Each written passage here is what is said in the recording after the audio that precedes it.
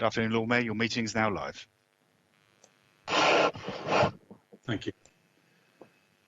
Good afternoon. I'm the Lord Mayor, Councillor Rob Wood. Welcome to this virtual meeting of the full council. The meeting is being broadcast to enable the press and public to view the meeting. We are meeting virtually in response to the limitations placed on the governance by the COVID-19 pandemic. For the purposes of this meeting, it will be run by reference to the model standing orders as set out in the local authorities coronavirus flexibility of local authority meetings regulations 2020. I would firstly like to welcome the Very Reverend Canon Dr. Anthony Kane, Dean of Portsmouth, who will be saying prayers. Dean. Thank you, Lord Mayor. It's my privilege to lead us in prayers. Let us pray. And as the anniversary of the first lockdown approaches, let us remember before God all who have lost their lives to COVID-19 over the past year, and their colleagues, families and friends. And let us give thanks for the frontline medical staff who cared for their loved ones, and all offering support and help. And let us pray for this city of Portsmouth and all who live here, for the work of the Lord Mayor and councillors, for all who bear responsibility for the ordering of our common life, for a vision of hospitable community which inspires our labours and encourages creativity, enterprise and diversity, and the use of our gifts in the service of others. And in all things, may heaven's light be our guide. Amen. Amen. Thank you very much, Dean. You're quite welcome to stay on and watch proceedings, but if you need to go somewhere, by all means do. Thank you very much. Thank you, Lord Mayor. I shall stay for at least for a while. I would now like to invite members to introduce themselves to this virtual full council meeting. I will read your names out in alphabetical order. Can you please reply by stating your name and saying present? Before I start, I have been notified that Councillor Stagg will be joining the meeting later as she is attending a funeral. Councillor Weems has informed me that due to work commitments, he will be joining the meeting a bit later also. And Councillor Hockaday has also advised that she will join the meeting as soon as possible on her arrival shortly from work. Stuart, are there any other apologies I'm not aware of? I've received no other apologies, Lord Mayor. Okay, thank you. Can I also remind members to switch their microphones on when answering and switch them off again straight away? I will pause for a few seconds between calling each member. This process will take a while in view of the number of councillors involved, but please bear with us. Those who are not able to confirm they are present will be recorded as absent from the meeting, but with a footnote explaining if it is due to technical difficulties. I call Councillor Rob Wood, the Lord Mayor. I am here. Councillor Dave Ashmore. Councillor Dave Ashmore, present, Lord Mayor. Thank you. Councillor Matthew Atkins. Councillor Matthew Atkins, present, Lord Mayor. Thank you. Councillor Chris Atwell. Chris Atwell, present, Lord Mayor. Thank you. Councillor Simon Bosher. Simon Bosher, present, Lord Mayor. Thank you. Councillor Tom Coles. Lord Mayor, Councillor Coles is going to be late to the meeting. Okay, noted. Councillor Cal Corkery. Cal Corkery, present, Lord Mayor. Thank you. Councillor Ben Dowling. Ben Dowling, present, Lord Mayor. Councillor Jason Fazackley. Sorry, thank you, Councillor Dowling. Councillor Jason Fazackley. Councillor Jason Fazackley, present, Lord Mayor. Thank you. Councillor George Fielding. Councillor George Fielding, present, Lord Mayor. Thank you. Councillor John Ferret. John Ferret, present, Lord Mayor. Thank you. Councillor David Fuller.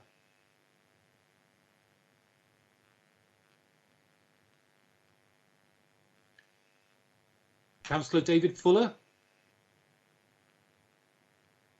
Okay, we'll come back. I can see him, my Lord Mayor. He's there. I can see him also. So, Lord Mayor, good afternoon. Okay, thank you, Councillor Fuller. Councillor Graham Heaney. Graham Heaney, Present Lord Mayor. Thank you. Councillor Joe Hooper. Joe Hooper, Present Lord Mayor. Thank you. Councillor Susie Horton. Susie Horton, Present Lord Mayor. Thank you. Councillor Lee Hunt. Present Lord Mayor. Thank you. Thank you. Councillor Frank Jonas, BEM. Okay. Councillor Frank Jonas, Present Lord Mayor. Thank you. Councillor Donna Jones. Councillor Donna Jones, Present Lord Mayor. Thank you. Councillor Leo Madden. Councillor Leo Madden, present. Thank you. Councillor Hugh Mason. Councillor Hugh Mason, present. Thank you. Councillor Lee Mason. Councillor Lee Mason, present, Lord Mayor. Thank you. Councillor Stephen Morgan, MP. Councillor Stephen Morgan, present, my Lord Mayor. Thank you. Councillor Gemma New. Councillor Gemma New, Present Lord Mayor. Thank you. Councillor Robert New. Councillor Robert New, Present Lord Mayor. Thank you. Councillor Terry Norton. Councillor Terry Norton, Present Lord Mayor. Thank you. Councillor Scott Peter Harris. Councillor Scott Peter Harris, Present Lord Mayor. Thank you. Councillor Steve Pitt. Councillor Steve Pitt, Present Lord Mayor. Thank you. Councillor Will Purvis. Will Purvis, Present Lord Mayor. Thank you. Councillor Darren Saunders. Councillor Darren Sanders, Present Lord Mayor. Thank you. Councillor Jeanette Smith. Jeanette Smith, Present Lord Mayor. Thank you. Councillor Judith Smythe. Councillor Judith Smythe, Present Lord Mayor. Thank you. Councillor Luke Stubbs. Yeah, Luke Stubbs, present, Lord Mayor. Thank you. Councillor Benedict Swan. Councillor Benedict Swan, Present Lord Mayor. Thank you. Councillor Linda Symes. Linda Symes, Present Lord Mayor. Thank you. Councillor Claire Oody. Councillor Claire UD, Present Lord Mayor. Thank you. Councillor Gerald Vernon Jackson, CBE. Present, my Lord Mayor. My Lord Mayor, I'm just for colleagues. I've had a phone call earlier today. I told group leaders about this from a friend of my mum's who may have to go into hospital, and she may have nobody else to take her to hospital apart from me. So if in that circumstance I have to go, I'm sure colleagues will waive standing orders and whatever. But if she has anybody else taken to hospital, I'll have to do that. Okay, thank you for letting us know, Councillor Gerald Vernon Jackson. Councillor Matthew Winnington. Present Lord Mayor. Thank you. Councillor Tom Wood. Tom Wood, Present Lord Mayor. And finally, Councillor Neil Young. Councillor Neil Young, Present Lord Mayor. Thank you. So just to recap that, Councillor Lynn Stagg, Councillor Steve Weems and Councillor Hannah Hockaday are currently not present. Do shout if you are here. Okay, I don't hear that. Thank you very much. And Councillor Coles, of course, Lord Mayor. Oh, yes, sorry, and Councillor Coles. Thank you for correcting me. Thank you. Can I now please ask the officers to confirm they are present as follows? David Williams, Chief Executive. David Williams, Chief Executive, Present Lord Mayor. Thank you. Peter Balfe, City Solicitor. Peter Balfe, City Solicitor, Present Lord Mayor, thank you. Chris Ward, Director of Finances and Resources. Chris Ward, Present Lord Mayor. Thank you. Julian Pike, Deputy Director of Finance. Julian Pike, Deputy Director of Finance, Present Lord Mayor. Thank you. Stuart Agland, Local Democracy Manager. Stuart Agland, Present Lord Mayor. Okay. Vicky Pletus, Senior Local Democracy Officer. Vicky Pletus, Present Lord Mayor. Thank you. Peter Smith Parkin, Governance and Democratic Officer. Peter Smith Parkin, Present Lord Mayor. Thank you very much, everyone. That completes the attendance record for this part of the meeting. Before I move to item 1, members are respectively asked to be available throughout the meeting and to advise me through the chat function if they need to leave the proceedings at any point. Members are also requested to keep their microphones on mute and to only turn these on when they are called to speak. This will limit the amount of background noise, which can be very disruptive. You have also been notified of the noise suppression facility that can be used when you are speaking. Members are requested to keep their cameras turned on at all times. I'm not sure that's true. I think keeping the cameras on where appropriate. Members who wish to speak in any debate should use the chat facility and simply write RTS request to speak so I can deal with it in the order of the request. Other than this purpose, and when informing me if they have to leave the meeting, please do not use the chat facility for anything else. We are not intending to use the raise hand feature, as this does not provide me with an indication of where the request sits in terms of the order for calling members. If there are technical difficulties or need to take confidential advice, we will endeavour to resolve these and where necessary have a brief adjournment, but the meeting can proceed where quorate. With respect to any amendments, etc., that are presented, they will automatically be uploaded onto the web with the council agenda. So just refresh your page each time and you will be able to view it there. And also members have asked that that link be emailed to them. So I'm just making sure everybody's aware of that. Points of orders and points of explanation. Following the increased use of points of order and points of explanation in recent meetings, I thought it might be helpful to restate the rules to ensure all members appreciate their precise application, as they will now be requiring strict adherence to them to facilitate smooth proceedings. 39A, points of order. A councillor may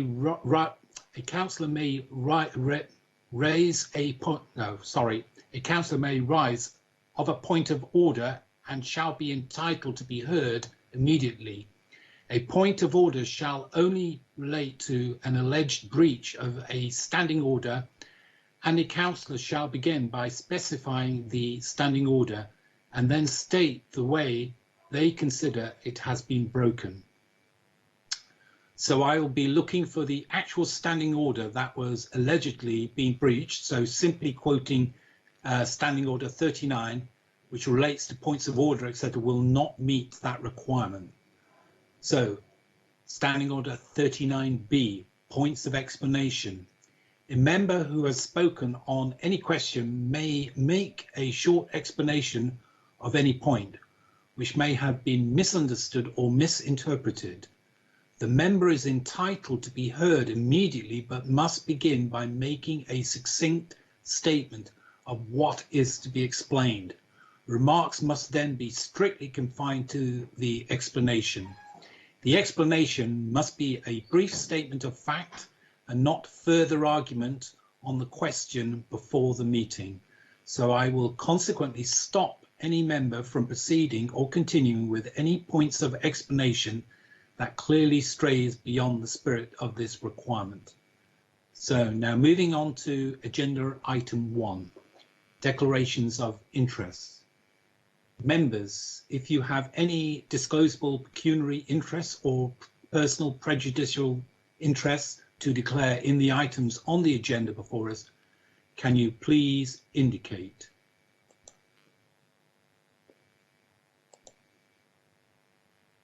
Right, okay, Stuart, can you see any? I can see that you've got Councillor Smith has said she's got a right to reply and speak, yes. so yes. Yeah, thank you. Councillor Jeanette Smith. Thank you, Lord Mayor. I've got a pecuniary interest because my full-time paid job is with Unison, so if there's any matters that come up within Unison that through the budget, then I will have to declare an interest and leave the meeting. Thank you, Councillor Jeanette Smith, for that. No others? Okay, then. Right, let's move to the minutes. Is it proposed by Councillor Vernon Jackson and seconded by Councillor Jones that the minutes of the ordinary council meeting held on the 8th of December 2020 previously circulated with the agenda be confirmed as a correct record? Are the minutes agreed? Councillor Vernon Jackson and Councillor Agreed. Donna Jones? Councillor Donna Jones? Agreed. Right. Any objections by members? If not, the minutes are agreed by assent. I see no objections. Stuart? I can't see any objections either, Lord Mayor. Okay, the proposal is therefore carried. Communications. I've dealt with apologies earlier, so we are now moving to the 2020 Civic Awards. It gives me great pleasure to announce Portsmouth City Council's Civic Awards from 2020. Nominations for these awards were considered by a cross-party group of councillors and representatives of the business and community sectors back in early 2020. It was hoped that we may have been able to present the awards towards the end of the last year, which of course was not possible due to the ongoing pandemic. Today, I will announce the recipients with their respective pictures shown on the screen where available as I do so, and then when possible, I will personally visit each of them to present their award and certificate in person in due course. Excuse me. Civic awards are given to members of the community who have made an outstanding contribution to the life of the city. Some are already well known in Portsmouth, whilst others have made a quieter but nonetheless significant contribution. The 2020 Civic Award recipients are, and Peter, I don't know if you've got a picture, Maria Cole. In recognition of her extensive and varied voluntary work for more than 2 decades with numerous organisations in Portsmouth, Maria's commitment and willingness to devote her time and energy contributing to the local community is well known, and consequently she has often been approached to undertake a number of voluntary roles. These include Patch, a Somerstown community group, Veterans Outreach Service, Somerstown Adventure Playground, the Brook Club, Dickens Fellowship Committee, and Portsmouth Pensioners Committee, amongst others. Maria's voluntary roles have helped many local charities being awarded grants which enhance the lives of local people, particularly in Somerstown, where she supports several community projects. Her work in the community also extends to acting in a supportive and compassionate role as a volunteer with the Veterans Outreach Service. Marie's contribution to a local community is exemplary, and I would also like to wish Maria a very happy birthday. Members, I think, can we all sing happy birthday to Maria? Gerald, do you want to start this off as you Okay. 1, 2, 3. Happy birthday to you. Happy birthday to you. Happy birthday, dear Maria. Happy birthday to you. Okay. Well, we're not going to win any prizes for Unison. Okay, let's hope that doesn't go viral because the singing was good. Well done, Maria. On to the next recipient, Reverend Canon Bob White, in recognition of his outstanding community work given voluntarily over more than 20 years. Born and bred in Portsmouth, he is a vicar of Portsea Parish, but his work extends well beyond the ministry and includes chairing and influencing many local charitable community organisations, including the Hive. Don't worry about it. I guess it's right. Somebody's going to do that wall first, and then you got time to change. I think somebody's mic is on. Peter, could you? Thank you. Thank you, Peter. Sorry, let me go back over that. Okay. Born and bred in Portsmouth, he is a vicar of Portsea Parish, but his work extends well beyond the ministry and includes chairing and influencing many local charitable community organisations, including the Hive, the Roberts Centre, Fratton Big Local, Age UK Portsmouth, and Landport Community Centre. He works closely with all local schools, actively promoting education and engaging with the young people of the city, and has also chaired the St Mary's Church Music Foundation, a registered charity seeking to promote and deliver music education to young people. He is also part of Church's Homeless Action, which looks to highlight and improve the plight of those without somewhere safe to sleep. He is seen as a community leader, thought provoker, charismatic manager, and charity champion, inspiring new community champions to carry on his legacy and outreach to the people of Portsmouth. He is a truly inspirational member of his community. Members, shall we? Thank you. Thank you. Thank you, Father Bob. The next recipient, Brenda Tregarthen, in recognition of her tireless and outstanding contribution to the city of Portsmouth, particularly in Portsea, through her many voluntary roles helping to improve lives and her local community. The dedication and commitment as a youth and community and voluntary worker in Portsea spans more than 30 years and includes supporting new and emerging groups. These include the Portsea Events Group that, with her support, knowledge and experience, has positively affected the whole community in Portsea by securing funding into the area. Currently, Brenda is voluntary chair of the Portsea Action Group, which supports local events such as the Portsea Carnival. Brenda is seen as an exceptional role model in her local community, always seeking to improve opportunities and aspirations, and has been instrumental in encouraging individuals of all generations in Portsea to reach their full potential. Thank you, Brenda. Members.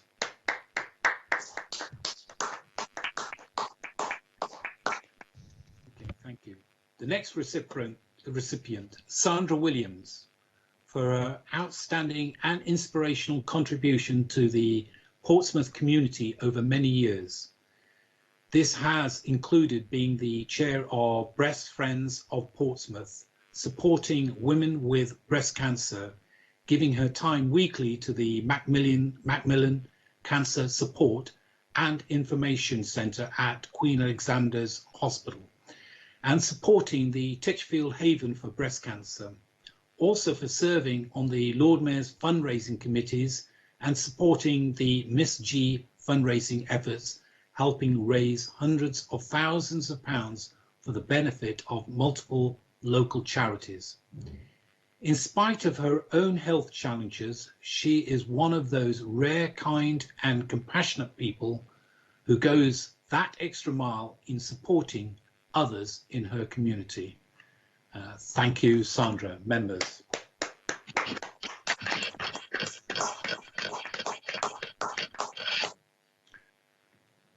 Our next recipient, Michael Woolley, in recognition of all he has done for immigration detainees, refugees, and destitute asylum seekers over the past 20 years, and in recognition of his selfless, steadfast, and outstanding commitment and dedication to helping those in need of legal, social, and financial assistance. This award has already been presented to Mr. Woolley due to his poor health by myself. So thank you, Michael.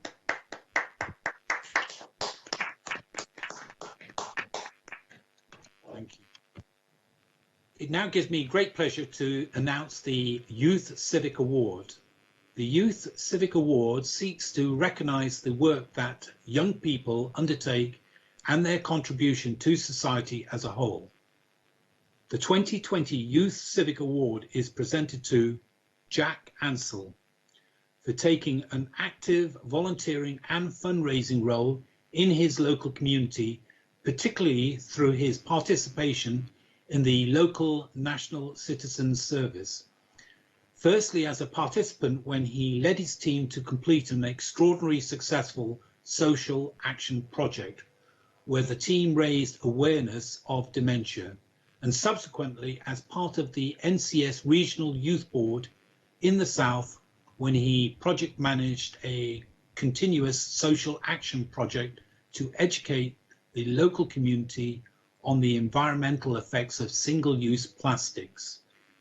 Jack is passionate about social action and supporting the young people in his local community, and is a key member of the student ambassador team at Portsmouth College. As part of the Leadership Academy at that college, he gave an inspiring leadership speech at the Portsmouth Head Boy and Head Girl training events alongside Penny Mordaunt MP and local councillors. He is a credit to his community. Well done, Jack. Members.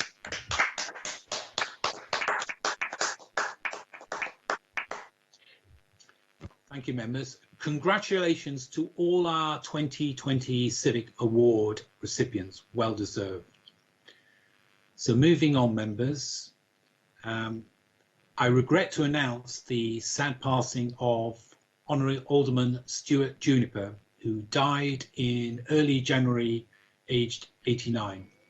He became a Hampshire County Councillor in 1974, representing Drayton and Farlington for 30 years. It was his contribution to Portsmouth, and in particular his work in education, that saw him achieve his admission to the role of Alderman in 1998. Also, I am sorry to advise of the sad passing in early January of Selwyn Sheville, who served with many years on the Haifa Friendship Committee. I also regret to inform you that John Stock has recently passed away. John joined the council in the 60s, working in the committee section, and in 1994 he became the committee services manager until his retirement in 2003. In 2005, John received a Civic Award in recognition of his outstanding contribution to local government, civic life and special events in Portsmouth during his 43 years service as an officer of the City Council, and for his continuing voluntary contribution to the community. Our thoughts are with their respective families at this difficult time. Thank you, members.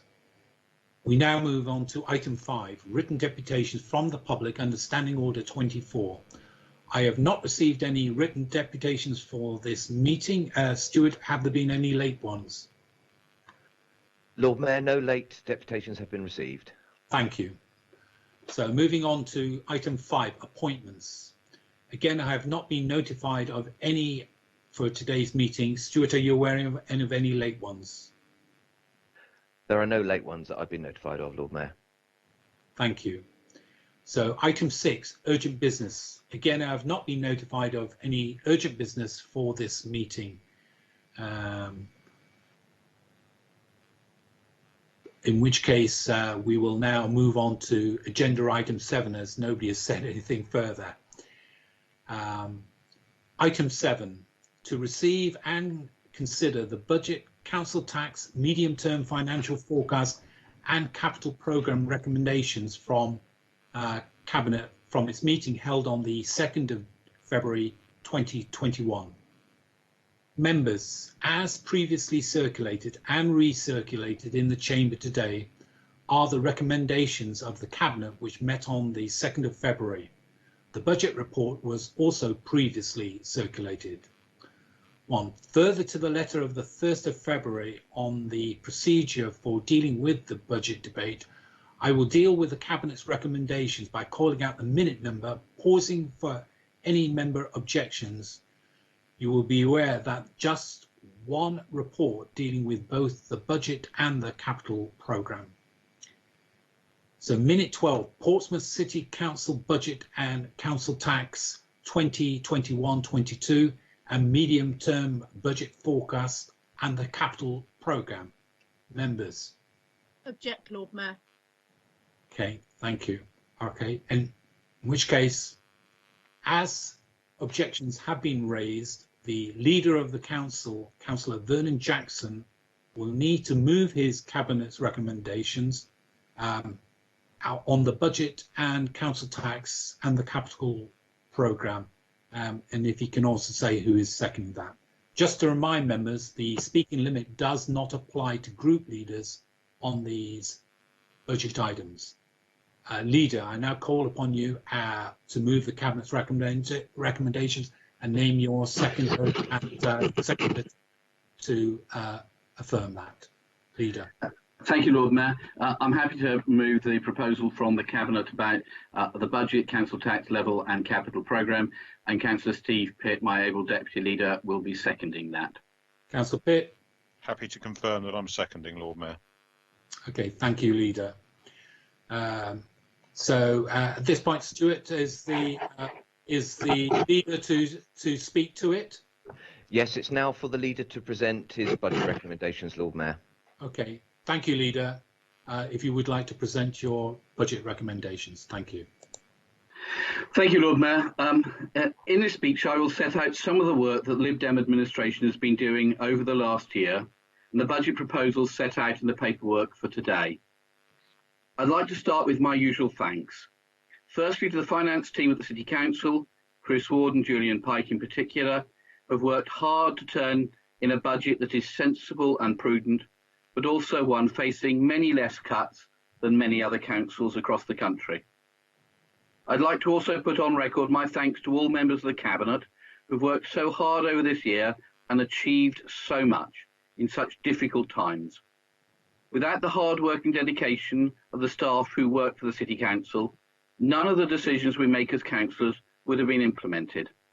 The staff of the City Council have worked tirelessly for local residents during the pandemic, and I will take this opportunity to put on record my thanks to each and every one of them for their dedication, hard work and professionalism. But finally, I need to put on record my thanks to Steve Pitt. Ladies and gentlemen, I have a sin to confess, and the sin is plagiarism. Steve's speech at the Shaping Conference a couple of weeks ago went down so well that I've nicked lots of it. So my apologies to colleagues who were at that meeting and at that conference, and you may be able to spot parts of Steve's speech. But I thought, if something is so good, why not nick bits of it? My Lord Mayor, when the Lib Dems returned to the administration of this council, we did so with three core aims. That was that we would listen to local residents, that we'd care for the most vulnerable, and we'd run the City Council's finances in a competent way. There's always more to do, but it's absolutely clear that we've achieved this, and my thanks to every member of the administration for the part they played in this. Whilst the government have failed to provide the financial support councils need and have forced cuts on councils, there are two figures that I think are crucial. The first is in children, families and education. Over the past 3 years, we have grown this budget by 28%, a £7 million growth to look after the children in this city that need support. Contrast that, which took place under the previous Conservative administration, and their budgets between 2015 and the one they proposed in 2018, which saw this budget cut. There's a similar picture in health, well-being and social care. Under this administration, we've seen a growth in this budget from 41.7 million to 49.4 million, a growth of 18.5% in 3 years, an increase of £7.5 million. Yet in the 3 years of the Conservative administration between 15 and 18, they did increase the budget, but by £68,300, less than the rate of inflation. I'm really proud that we've turned this around. Investing in support to the most vulnerable is at the core of our values. We as Lib Dems opposed and voted against this real terms cuts to these services that were a product of a Conservative administration, voted in and supported by the votes of Conservative councillors, Labour councillors and UKIP councillors. For the last 17 years, I've delivered the budget speech on behalf of the Lib Dem group. This speech may well be my last in this capacity, so I may want to look backwards a little. COVID-19 has had an enormous impact on all of our lives. Many of us had to get used to the new normal of working at home, used to spending large parts of our day on Zoom or on Teams, and trying hard to make sure that we continue to live our lives as best we can. We have faced varying degrees of challenge. Some of us have had to overcome the virus, some have had to support family members through it, and very sadly, some of us have lost loved ones. The depth of the tragedy is not yet fully known, and we still have difficult times ahead. Throughout this crisis, our thoughts have been with those at risk, those on the front line, and those who've lost their lives. Through all, there's been a constant reason to be proud of our city. Our health and care workers have been and continue to be our heroes, and our social care teams, both public and private, have finally been recognised that they've always deserved what they've always reserved for the amazing work that they do, always putting people first. I salute every single key worker who is taking personal risks to support our community through this crisis. Our volunteers, coordinated by the Hive under the leadership of Lou Wilders and Father Bob, have achieved incredible things. They've given up huge amounts of their time to support our most vulnerable residents. Their contribution to our city has been greater than ever before, and we owe them a huge debt of thanks. Local businesses stepped up to offer cooked meals, to donate PPE, help with deliveries and donate supplies.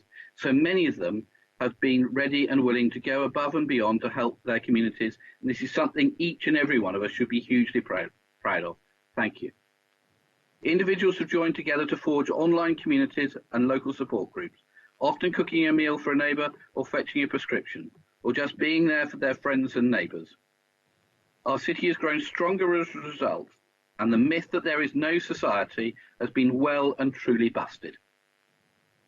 The council had to adapt quickly to the task in front of it, and I'm proud of all the officers, from the cleaners and the parking crew to the team leaders and directors, for the way they've done above and gone beyond and above everything that they should have done to support our communities through this pandemic.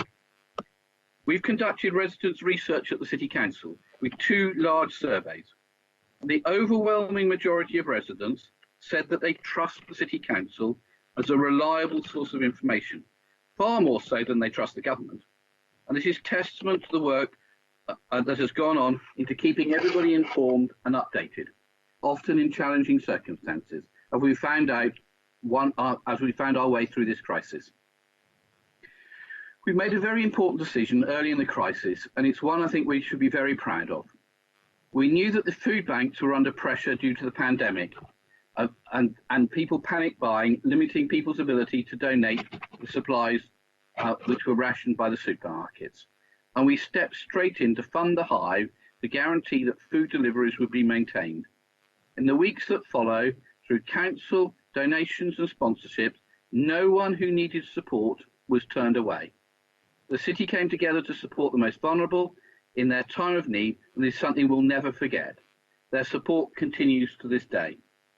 The work that we've done in the anti-poverty strategy has been very important, and there's a paper coming to the next meeting of the Cabinet, but just to give you some highlights of things that we've done. So 5 or 6 points. We've been funding money advice services and running an income maximisation campaign to help residents ensure that they receive everything they're entitled to, deal with problem debts and reduce their household bills. We've been tackling fuel poverty through the switched on Portsmouth offer, including energy vouchers for people on prepayment meters. We provided supermarket vouchers for all children entitled to free school meals in the Christmas and spring holidays at the cost of £375,000. We provided a discretionary grant scheme in partnership with the Hive to help residents fed, using DWP COVID winter grant scheme funding, including white goods, warm clothes, bedding, curtains, and over 200 grant referrals have already been received. We've been funding a scheme to provide internet devices and connectors to help school students and vulnerable adults get online. We're providing support to local food banks and soup kitchens in their work feeding people in need, including funding to restock when they had the biggest spike in demand in the summer.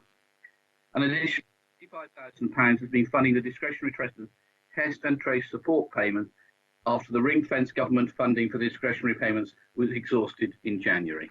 I think, colleagues, you'll be proud of that work. But we've done more than that. We've got everybody in, renting hotels to give shelter to our homeless community, something that's been a long-lasting positive impact and it's evolved into council deciding to purchase 3 buildings to provide stable temporary accommodation to our homeless community until we can help and support them to move on to long-term homes, offering counselling and support to help them rebuild their lives. We stepped in when the government failed to act and ensure meal vouchers should be available for Christmas and February half term for all children on free school meals. We've stepped in quickly to set up the region's first business support line. The team have supported thousands of local businesses with advice on various grants and loans, staffing the phone lines from 7 in the morning to 7 at night, and ensuring well over £40 million got to those businesses that needed help so badly. We continue to operate every council service where possible, and will continue to do so. My thanks again to all the staff and those across the city who are helping Portsmouth to navigate this awful crisis, together with such determination and commitment. Despite 2020 being a year in which so many of us had many reasons to want to forget, it did also deliver some positives, some of which I've already described. What I truly hope will be a lasting legacy is the strength of relationship forged between the City Council and the partners that we work with. I'd like to highlight the amazing work achieved by the partnership between Shaping, Crowdfunder UK and the Council, helping local businesses, many of them who'd fallen through the cracks of government support, helping 20 of them to complete their fundraising projects and survive to thrive. The Pay It Forward scheme was one of only 4 council-led schemes in the whole country, focused on combating the impact of COVID-19 on businesses, and seeing the success of the Portsmouth scheme, the Solent launched their own version of the scheme, helping more businesses across the region and in Portsmouth. We also helped to set up the Digital Enablement Programme to get digital services for those who are isolated and to school children who didn't have access to learning through digital platforms at home. The Council has pioneered the work of getting COVID testing into all nurseries and child-minding locations in the city, so staff here are included in the testing programme. Our recognition of the pressures on education show an investment in this budget this year of £3.5 million to build new classrooms for children with special educational needs. Our emerging project we have passionate about is the development of the Council's social value policy, which will be more ambitious and wider reaching than those developed by either Preston or Salford. I hope that in years to come, everybody will be talking about the Portsmouth model of social value. Looking ahead, our critical work has continued at pace. Jane Lemaire and her team have continued to provide help and support to get people back into work through the pandemic, and now working with the Job Entry Targeted Support Scheme, which went live in October, helping adults affected by COVID and adding to the established work and health programmes, which helps the long-term unemployed back to work. Jane also leads on the Kickstart programme, coordinating a number of organisations to offer paid work to young people for 6-month placements. The Council is already committed to over 50 Kickstart placements across its departments. We'll be paying them the real living wage as laid down by the Living Wage Foundation, topping up the government-funded payments. The team are working closely with the DWP, with Shaping and with skills providers to make sure that Portsmouth Skills and Workforce Strategy, published in November, is a tool to support businesses and individuals as we look forward towards recovery. One of the impacts of COVID has been the acceleration in the decline of the high street retail, primarily impacting on long-established chains whose model no longer works in the age of online shopping. However, the City Council are determined to do all we can to influence change and evolution on our high streets, and lever in external funding is essential to do that. Having initially planned to announce the awards in September, the government finally revealed the beneficiaries of the Future High Streets Fund on Boxing Day. Portsmouth received 66% of the amounts we bid for, which meant 3.1 million for Commercial Road and 3.8 million for Fratton Road. In Fratton, we're working with building owners to purchase and redevelop older retail space to improve the local shopping experience on ground floors, as well as enabling community use, office space and affordable housing above. There are also other improvements to the public realm in Fratton Road. In Commercial Road, we will now follow on from recent improvements that we've seen the relocation of the market by working with building owners to purchase and redevelop empty retail space, keeping a retail or activity space on the ground floor and utilising the upper floors as office space and affordable housing. More details to both of these schemes in the weeks and months ahead. I also want to let you know that we've had a bid to the European Regional Development Fund to open co-working space in the city centre dedicated to growing and supporting small and medium-sized enterprises, and we're hoping that we're successful so that we can provide a great modern space and create new jobs. In the future, we need our high streets to be about far more than just shops. I'm delighted by the plans that are progressing in Southsea to bring back both the former Debenhams and former Knight and Lee sites back into use, with plans for a health hub, independent retail, a 4-star hotel, food and beverage offer, all keeping those ground floors active and helping to drive footfall to the existing shops. New housing on the upper floors of Debenhams will bring more residents into the heart of Southsea and further help to support local retail. There are towns and cities across the UK which are looking at envy that such huge private investment has come to Southsea so soon after the stores closed, and I look forward to seeing the results of the project led both by National, Regional and that group. Our council teams have worked hard across reopening High Street project to support businesses across the city, and their work in Palmerston Road south over the summer has proved a great success. And local businesses are working with the council both here and in Castle Road. We're all delighted by the news that Portsmouth was announced to be the most entrepreneurial city in the Instant Offices report of 2020, something later mirrored in other reports, showing a 33% increase in new businesses being launched. We also recently received updated Centre for Cities report, showing that of the 63 cities in the UK, Portsmouth was the 17th strongest economy, 3 places above Southampton, and demonstrating that our city has, as far as least, proved to be resilient during these difficult times. Before the pandemic, we were seen as one of the top rates of GVA growth in the country, and we hope that all our efforts to protect local firms will leave us well placed to recover quickly and get back to where we were last March. I'm pretty proud that the City Council has decided to turn its back on the very lowest pay and now pays the real living wage.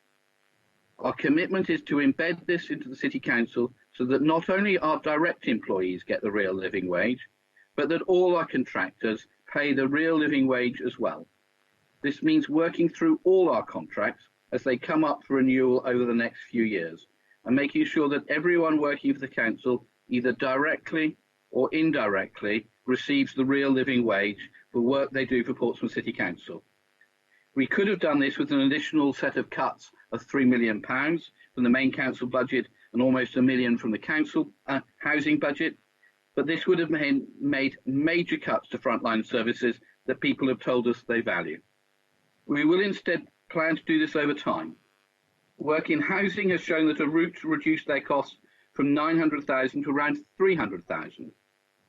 I hope the same work can reduce the sum needed from the main council budgets, and this year that Portsmouth becomes the first upper tier council in Hampshire to become accredited as a living wage employer. The Living Wage Foundation credits organisations and councils to be an accredited living wage employer, as long as they've got a plan to make sure that all their contracts over time mean that people are paid the real living wage. It is good for people working on low wage jobs, especially in the care sector. It also spreads out to other workers in other sectors in the city and pushes up the wages of many people when they're paid the minimum. The contrast with our predecessor administration cannot have been greater. In 2014, in the last Lib Dem budget of our previous time in power, we put in money to make Portsmouth City Council pay the real living wage. Figures from Natasha Edmonds, the City Council's Director of Corporate Resources, show that under Conservative administration, workers on the lowest wages had their wages frozen, while workers on higher wages got pay rises. To quote, the types of roles impacted were the lowest paid, as you would expect, but were also in some of the most critical frontline services. Types of roles affected: cleaning operatives, adult social care day services for vulnerable people, residential care for adults and children in various roles, care assistants, housekeepers, cooks, school crossing patrols, passenger assistants, libraries, customer services. The numbers of staff affected each year. In 2016, there were 234 staff affected. In 2017, 257. There was a significant difference between the City Council's annual salary across a range of roles and the real living wage equivalent at the time of 2016 and 17. The average pay difference in 2016 was £700. The average pay difference in 2017, 730. This is something for which the City Council should hang its head in shame. When we returned to power, we reintroduced the real living wage to direct employees. Now we will extend it to our contractors as well. These have been difficult times for cultural industries, and I want to make it clear that our government needs to do much more to help protect our live music, visual arts, theatre sectors if they're to survive. We cannot lose these jewels in our economy. Our music and theatre industries are worth billions to the UK each year and amongst the very best in the world. Our festivals are global icons. So many freelancers, technicians, actors, artists and musicians have seen their incomes wiped out and have not been able to access the grant system. We will continue to make the case for more help to be given to our creatives, and locally we've done all we can to support our ventures, including announcing that we will be acquiring the freehold of the new Theatre Royal to ensure it remains a theatre for future generations. We've also helped to support our local attractions through the heavily discounted advertising on our visitor guide for 2021 and working with the LEP on plans for a new focus on developing tourism across the region to maximise the new staycation phenomenon being driven by COVID. Remember, over 20,000 local jobs were supported across the cultural, creative, digital and tourism sectors in our city pre-COVID, and we need to ensure that we do all we can to retain them. One of the highlights in 2020 was the emergence of Portsmouth Creates, which Steve Pitt has worked hard to fund and support. I'm sure he will say more about it later. It was his intervention with a call to the manager of the empty Debenham store in Southsea that saw the creation of a COVID-secure We Create market for artists. The feedback from them was that several of them have made up the income they lost through the year, and who will forget the queues of people trying to get in? Thanks, Steve, and the whole team at Portsmouth Creates. Yeah. Despite all the pressures of 2020, there are a number of exciting initiatives now making real progress and giving me real hope that we can come out of the pandemic with ambition and optimism. Health and well-being will be a key focus over the next few years, and having leisure facilities fit for the 21st century will be key to ensuring local people can access activities all year round. Some of our leisure centres were in an embarrassing state, and we are determined that decades of sticking plasters over the cracks have to end. Austerity has led to ongoing underinvestment, with only essential maintenance taking place at the Pyramids, Eastleigh Swimming Pool, Wimbledon Park Sports Centre, were all either at the near or at the end of their economic life. In response, we've repurposed the Pyramids, which will open in the spring as a giant adventure play centre for young families and early teens, and a new gym, which will be the best 5-star gym at 3-star prices in the area. It'll also mean the end of having to fund a £700,000 a year loss at the Pyramids. The public have decided that they support combining Wimbledon Park Sports and Eastleigh Pool into one new centre on the site of the Eastleigh Community Centre in Bransbury Park. And the Lib Dem team running the council have worked hard to assemble £10.5 million to deliver 2 new pools, gym, sports centre, music studio and community centre. And we expect to secure an extra £2 million for that from Sport England.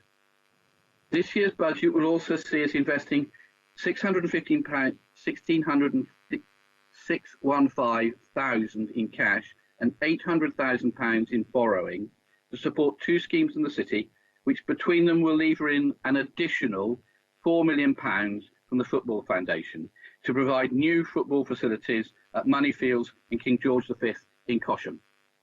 It was great fun chairing a conference for the Football Foundation, and I wore a Pompey shirt throughout, which I think people appreciated.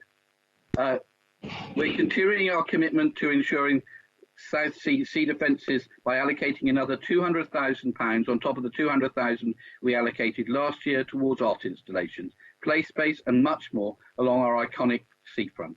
We'll be seeking external funding to help ensure South Sea seafront is reborn and remains as valued by future generations as it has been by all of us, especially during the pandemic.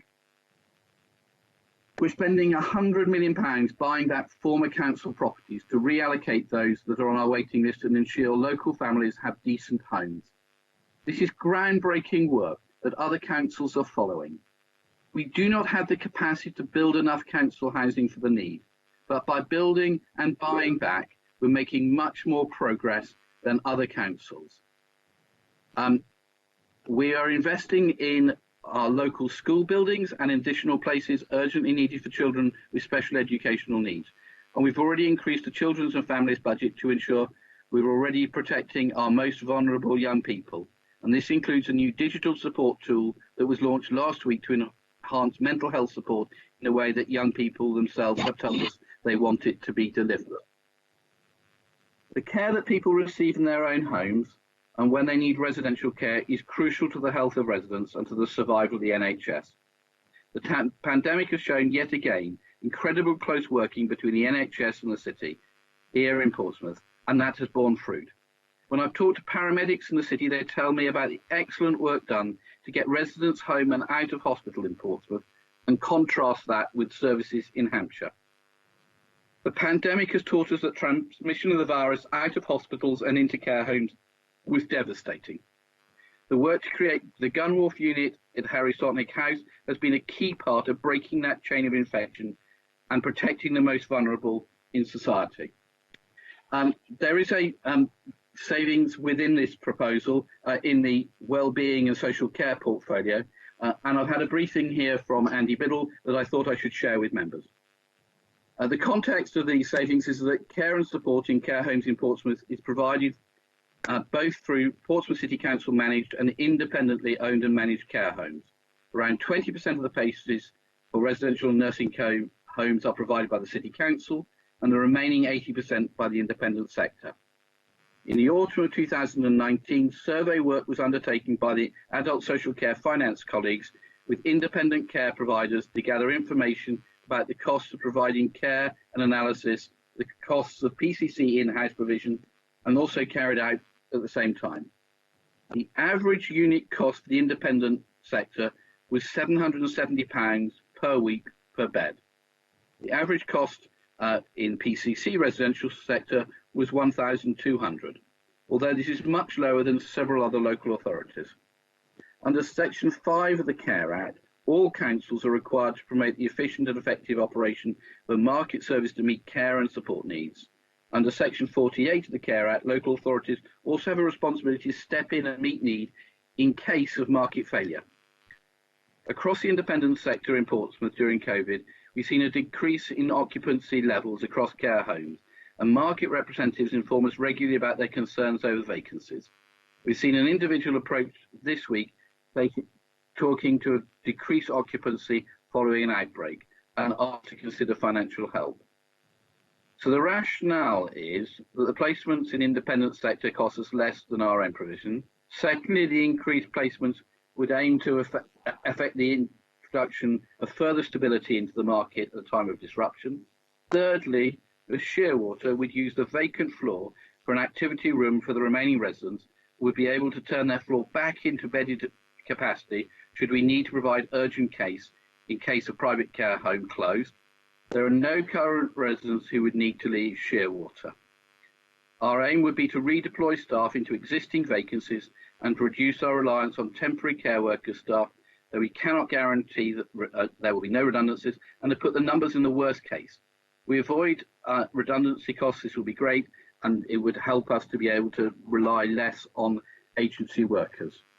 We have a mature re-enablement pathway in Portsmouth that's operated for many years based on a jointly run Portsmouth Rehabilitation and Re-enablement Team and the Victory Unit.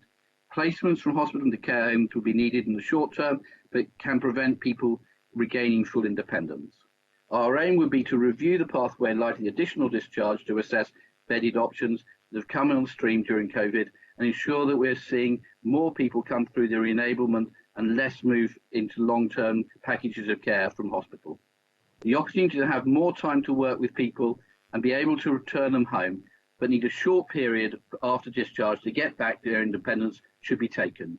We should also see more people return home with a lower level of support needed than those who are discharged without this opportunity. My Lord Mayor, just to continue then.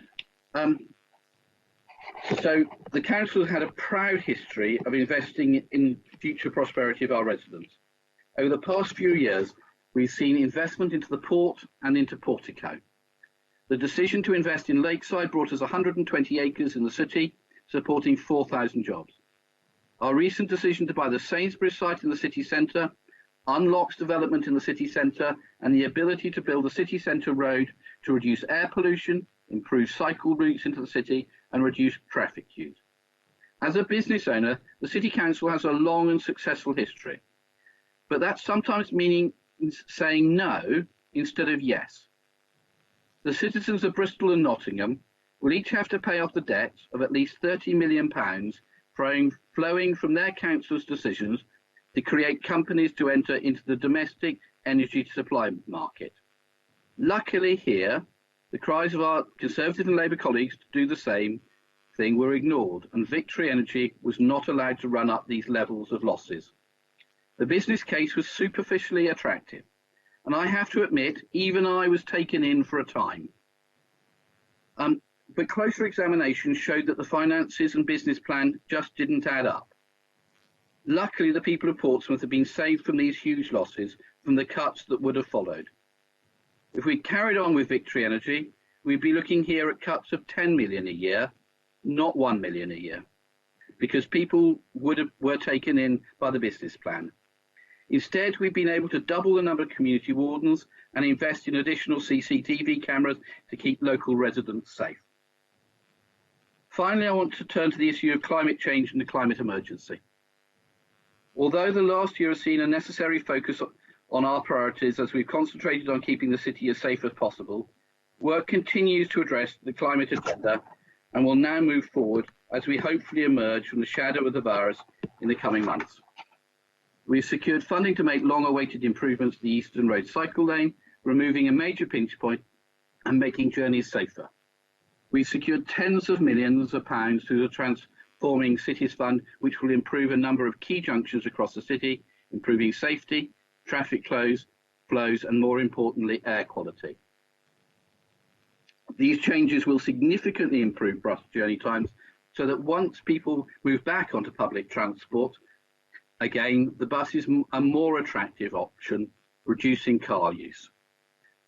We will be a pilot city for the properly regulated e-scooter trial, which will see us work with the government to evaluate how these vehicles can play a key role in reducing future car use. We plan to invest £1 million through the city's capital budget in a scheme that will improve cycling and walking infrastructure. The successful trial recycling scheme introduced on the seafront last year will be expanded, and our flagship food waste recycling scheme will double in September to cover 2/3 of the city before completing the citywide rollout in 2020. We're progressing plans to build our own anaerobic digester to take all the city's food waste and that from neighbouring local authorities, which will not only create biofuels and fertilisers, but will generate an income to support other services. In this budget, we're doubling the number of homes offered food waste recycling at home to cover 2/3 of the houses in Portsmouth. When this scheme is covered the whole of the city, 5,000 tonnes of food a year will be taken out of the waste stream and recycled. To be clear, in Hampshire, it is only Lib Dem run councils that provide food waste recycling. No Labour council and no Conservative-led council does this. Our council-owned port will emerge from the pandemic determined to become Britain's first carbon-neutral port. We are recognised as one of the country's leading local authorities on renewable energy, recently launching the UK's largest Tesla Powerwall, using cutting-edge tech to store energy from our solar arrays, and only this week it was revealed that the City Council is the largest local authority investor into solar power in the country over the last 6 years, investing over £5 million. The Council's energy team has launched a new initiative to help more people access solar from their homes, and only this week secured a further £4 million in investment to support the expansion of this project. We've identified almost 20,000 homes in the city that would benefit from solar panels, and be working with these households to dramatically cut Portsmouth carbon footprint. We continue to plant hundreds of new trees across the city's parks, and the 50,000 trees at Horsey Island have taken well and will eventually transform the site into a country park. We set aside more money to invest in green initiatives in coming years and work in a partnership with the City Council's Climate Action Board to launch a crowdfunder scheme that will empower local communities to bid for funding from a new fund to deliver greening and environmental improvements across the city. There is, of course, so much more to do. Portsmouth is an historic city with narrow streets, and as an island, solving the big issues such as traffic congestion, which impacts negatively on our quality of life, will never be easy. But we have to find our ways to achieve a big reduction in our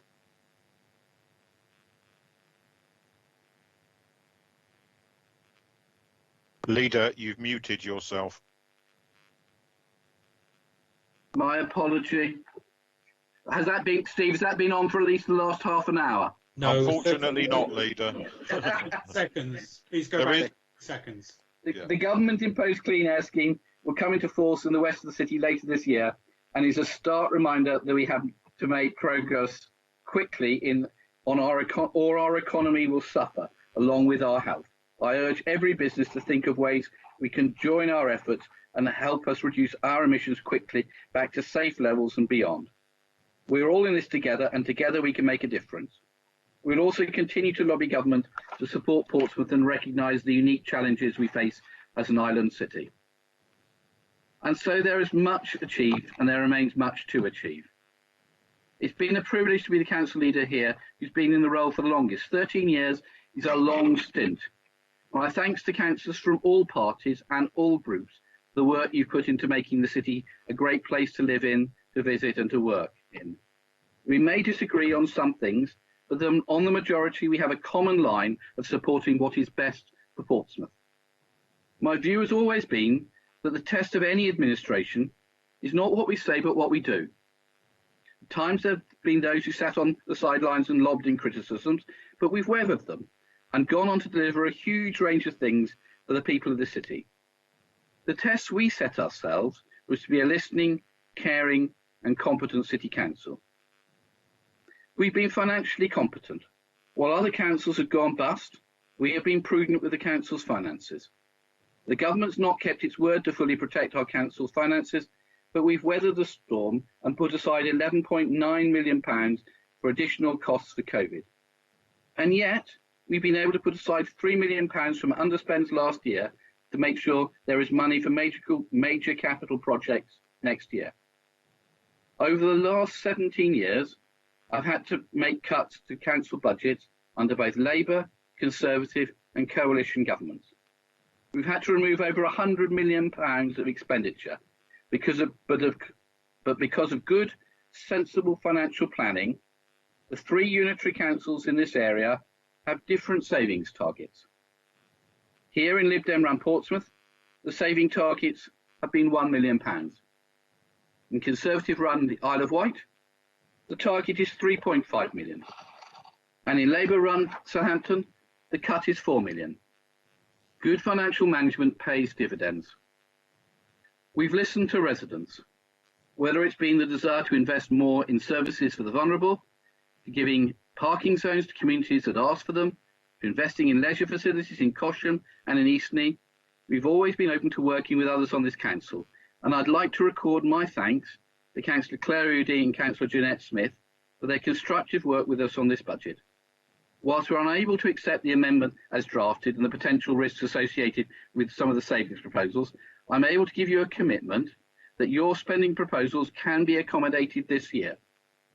They're the expansion of the For Us project for an additional member of staff at £25,000 and the Hive Community Fund in brackets Recovery Project and Mental Health Project for £225,000. We plan to fund these this coming year up to £250,000 from a combination of the use of the remaining sums available in the voluntary sector capacity and transition fund, the Leaders Initiative budget and the Cabinet Reserve. The same offer was there for both Conservative and Labour groups, and I'm disappointed that this offer has not been taken up. In terms of caring for the most vulnerable in society, the list of the achievements is long. We've increased the budget for children's services from 30.1 million to 30.85 million, a 28% increase in just 3 years. We've increased the budget for adult social care and health from 41.7 million to 49.4 million in the last 3 years, an 18.5% increase. We've kept the youth and play service, where in Hampshire they've abolished them. In fact, we've even extended it. We've brought in the real living wage for our lowest paid workers, and we're rolling that out to our contractors as well. We've connected more solar panels than any other council in the country. This is a record to be proud of. This administration and this budget have shown that we listen to local residents, that we're competent with the public money, and that we care for the most vulnerable. I commend it to you now for its record for the past and the promise of more to come in future years. Thank you, my Lord Mayor.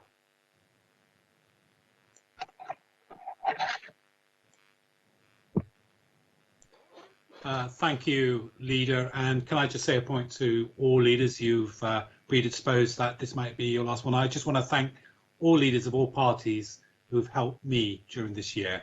So I will say that I'm sure we'll speak more in the closed session. So I now call upon the Leader of the Opposition, Councillor Donna Jones, to respond without time limit. Councillor Donna Jones, are there any amendments to be proposed, seconded and circulated through publication on the council website? There are. Thank you, Lord Mayor. I'd be grateful if it can be circulated at the end of my speech. Okay. Obviously it will not be feasible to display any budget amendments on the screen for this meeting. Is that correct, Peter? Yes, that's correct, Lord Mayor. Okay. In which case, you've heard that to publish it after Councillor Donna Jones has spoken. Councillor Donna Jones, do you want to propose and who your seconder is? Would you mind saying that? Yes, I'd like to propose the Conservative amendment, and it will be seconded by Councillor Luke Stubbs. Councillor Luke Stubbs? Formally seconded, Lord Mayor. Thank you. Councillor Donna Jones, the floor is yours. Thank you very much, Lord Mayor. I'd like to propose to the Council the Conservative Group's financial proposals for our revenue and capital budgets combined for the financial year covering the 1st of April 2021 to the 31st of March 2022. Today, I'm going to formally propose on behalf of the Conservative Group a cash incentive to every home in the city, meaning that there will be no increase in council tax for the forthcoming year as a consequence of the pandemic. We'd like to also introduce free parking in district shopping centres to aid the recovery of the high street post-COVID and to support the thousands of people in Portsmouth who work in the retail sector. We are also proposing a one-off grant of £500 to every licensed taxi badge holder living in the city PO1 to PO6, in addition to the ARG funding that's being worked through at the moment, expected to be £400 per month, backdated from November to March, meaning that the combined total will come to £2,500. We'd like to propose the creation of 4 additional community wardens to tackle antisocial behaviour across the city, factoring in the rise in this type of nuisance and crime during the pandemic. We will also go further to create dedicated dog exercise areas in parks and to provide equipment to reflect the huge growth in dog ownership in the city during the pandemic. We will introduce 2 new sites for outdoor gym equipment, demonstrating our commitment to support the people of this city in enjoying the outdoor space whilst getting fit in a safe way. We propose the installation of additional lighting in parks where antisocial behaviour is a reoccurring problem, as well as CCTV in College Park. We have identified both the revenue and capital to install additional litter bins at locations across the city, helping to make Portsmouth a cleaner and more pleasant place to live. We propose the planting of additional flowers for verge hardening in Copner Ward and electric signs reminding HGV lorry drivers of the weight restrictions on Anchorage Road on the approach to the city's largest and busiest industrial estate. We have found the funds to support the much needed introduction of one-way roads in Portsmouth to ease the parking pressure and to make those narrow streets safer. Following on from this, we will create a pedestrian crossing at Nailsworth Road in Paulsgrove. And finally, we have allocated the budget to create additional traffic calming measures for the Highbury estate in Cosham Ward. Lord Mayor, this has been an extraordinary year and one that none of us will forget.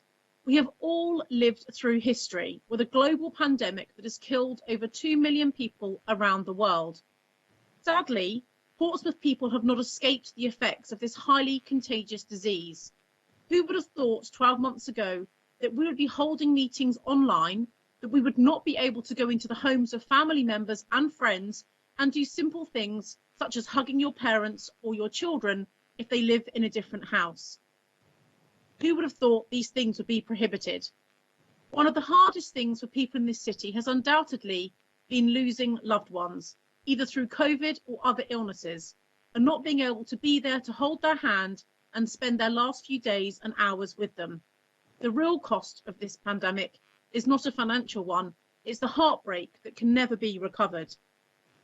As a council, our staff have had to work in the most unbelievable of circumstances. The machine of local government, and in this case, the sheer size and brevity of the services that we offer at Portsmouth City Council, have meant people have had to change their jobs. Their roles have been redesigned. They've been deployed. They've spent hours and in some cases days away from their families, whilst having the burden of the fact the council is not a business that can choose to furlough and close down. We all owe a huge debt of gratitude to the 3,000 plus staff that all play their part in keeping the giant machine of local government in the city of Portsmouth moving forward. I want to say a very personal thank you to each and every one of them. This year, meetings, including the budget process, has been different. That's why my approach as leader of the opposition is a very different one this year to any speech I have made before on such occasions. I have read the Section 151 officer's report and commend him and the excellent finance team for presenting to us the facts and the financial landscape as it is now in 2021. Today you will see in the Conservative budget amendment that we have not deleted any lines in the administration's budget. We have not replaced any of the capital projects proposed today, but we have sought to add to it and where we can improve it. I hope the administration can recognise and also place value on the approach taken by the Conservative group as the largest party in opposition. We acknowledge the need to increase the council tax by 4.99% this year. We will include this in our revenue amendment, but for this year only to reflect the pandemic and the extreme hardship that people are facing, particularly those that have lost jobs and business owners who have had to furlough their staff and themselves. We will give them a one-off cash grant to the value of the 4.99% increase. We will do this by disposing of a piece of farmland known as Cabbage Patch Row. Ideally, the council through the cabinet would dispose of this land with planning permission in place, which would significantly increase its value, and that would be my strong preference. But in the absence of a fully worked up planning scheme, the anticipated capital receipt as of today is £6 million. We will use this capital receipt to reduce the revenue capital transfer of £5,397,500 as proposed in the budget. Where there are ongoing revenue costs associated to the capital projects I have mentioned, which total some £17,500, we propose a reduction in the leader support grant, which is currently £21,000. We note the administration's budget and the detail to create a new leisure centre in the south of the city. Following the closure of the pyramids and the value placed by local people on staying fit and healthy, especially for the city's children, we welcome the proposals and thank the council and the culture and leisure officers for the briefing they have given to our group. I did contact the leader of the council and request a meeting with him to discuss the capital budget, to which he did agree, but in actual fact the culture and leisure staff answered our questions. So thank you to the leader of the council for offering to make himself available. In terms of our proposals, we have obviously, as I've stated, made a number of indications of what we would spend the money on. One of the things that we would spend money on is the creation of those additional wardens. We place great value on supporting communities and the taxpayers of this city when there are issues such as fly tipping. And in my own ward, just a couple of days ago at the bus stop outside the Mountbatten Centre, the large pane of glass in the bus stop had been smashed and there was glass all over the place. I reported that, but having more community wardens, eyes and ears around the city, we know they play a huge part in the community cohesion, particularly in some of our more challenging areas in the city. We have also proposed introducing free parking in town centres to aid the recovery post-COVID of the many people, the thousands of people in this city that work in the retail sector. And we appreciate that where people have to pay and display, it can be a barrier when they can park free of charge in some of the larger out-of-town shopping retail parks that have been created over the last 5 or 6 years. We have a duty to protect our retail shopping centres, and that's why having a period where there will be free parking in the district shopping centres around the city will massively go towards helping the recovery for many people, the thousands of people in Portsmouth that work in the retail sectors. And finally, we feel quite sad about the taxi trade. We feel sad that they don't feel supported by us as a local authority, in spite of the fact that the government have given large amounts of money to councils across the country, including Portsmouth, through the discretionary grant system. I'm pleased that officers have listened to the call that I made 2 weeks ago, urging councillors and officers, the administration, to review the conditions of that discretionary scheme. We were promised a meeting last week to discuss that. Sadly, I've heard nothing back on this. I've not been included in any conversations, but as always, I found out via the press and also through taxi drivers what's actually going on. I can say as a member of the opposition in Portsmouth on the council, that's a very disappointing position to be in, and I think it's a poor reflection on the administration, but I do welcome the news that there is a proposal being worked up to support taxi drivers to the tune of £400 per month backdated. I do think it would be a very sad situation if Portsmouth City Council ended up not giving out the grant money, as it has failed to do so far, and having to return that money to the Treasury, which would be a great shame when there are people in this city that are struggling who are self-employed. I'd also like to mention the food waste recycling scheme, which I very much welcome, that 2/3 of the city by the end of this next financial year will now be part of the food waste recycling scheme. And this is something that was started under the Conservative administration by Councillor Robert New, who was our cabinet member. And I think that, I'd like to place on record my thanks to Councillor Robert New for starting this, and to the current cabinet member for the extension to the scheme. I think it should be commended. Slightly disappointed that there hasn't been any movement with regards to beach buggies now. It's coming up for 3 years in May since the Liberal Democrats replaced us as the administration running the council. And we put money into our 2018 budget. We also put money into our 2019 budget amendment. I appreciate there's been issues going on with regards to the sea defences, but there are still things that could have been done to facilitate and aid disabled people getting into the water and being able to enjoy the sea, particularly when we had such a record hot summer last year. In terms of cycling storage, this time last year, the Conservatives put forward in our budget amendment additional monies for cycle storage around the city, and I'm delighted that that idea has been carried forward, and we now have new bike racks going in to residential streets to aid people getting around our lovely city by bike to reduce the carbon emissions created by cars and lorries. I'm also pleased to see the investment going into the pitches at KG5, and in particular the changing rooms, which have been in a very, very sad state of affairs for the last 3 years. They were burnt down, as we know, by an arson attack, but there has been a slow response to getting those built, and the people in the north of the city, particularly the children, really do need those facilities, hugely, particularly because it's such a large site.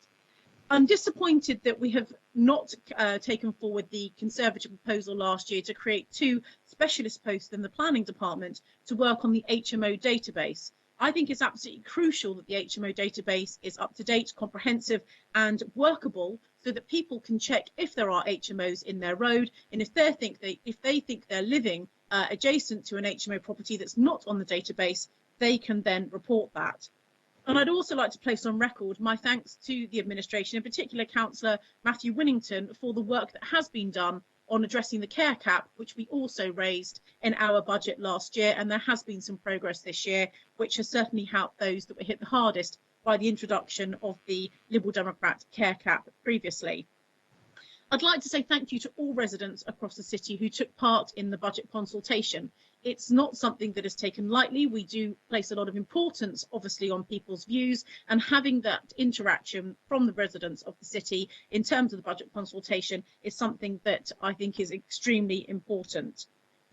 In terms of income generation, it's disappointing that we have not only not seen any income generation schemes being moved forward over the last 12 to 18 months, although you may say understandable given the circumstances that we're in a global pandemic. But we've also lost some of the income generation created by the Conservatives, and namely the Spinnaker Tower deal. Now, I'd like to say thank you to the Deputy Leader of the Council, Councillor Steve Pitt, who has been very frank and honest with me, and I take on board the points he's made, and we are all hopeful that that deal will come back at some point in the future, and owing to the decision by the previous sponsor, Emirates, due to the global pandemic, which I think we all understand. We have had a record level of support from the government. In fact, having spoken to our professional finance team, the words unprecedented levels of support were used to me in the preparation for this meeting. The government have delivered over 1 million laptops to low-income families across the country, and Portsmouth was no exception to that, receiving over £900,000.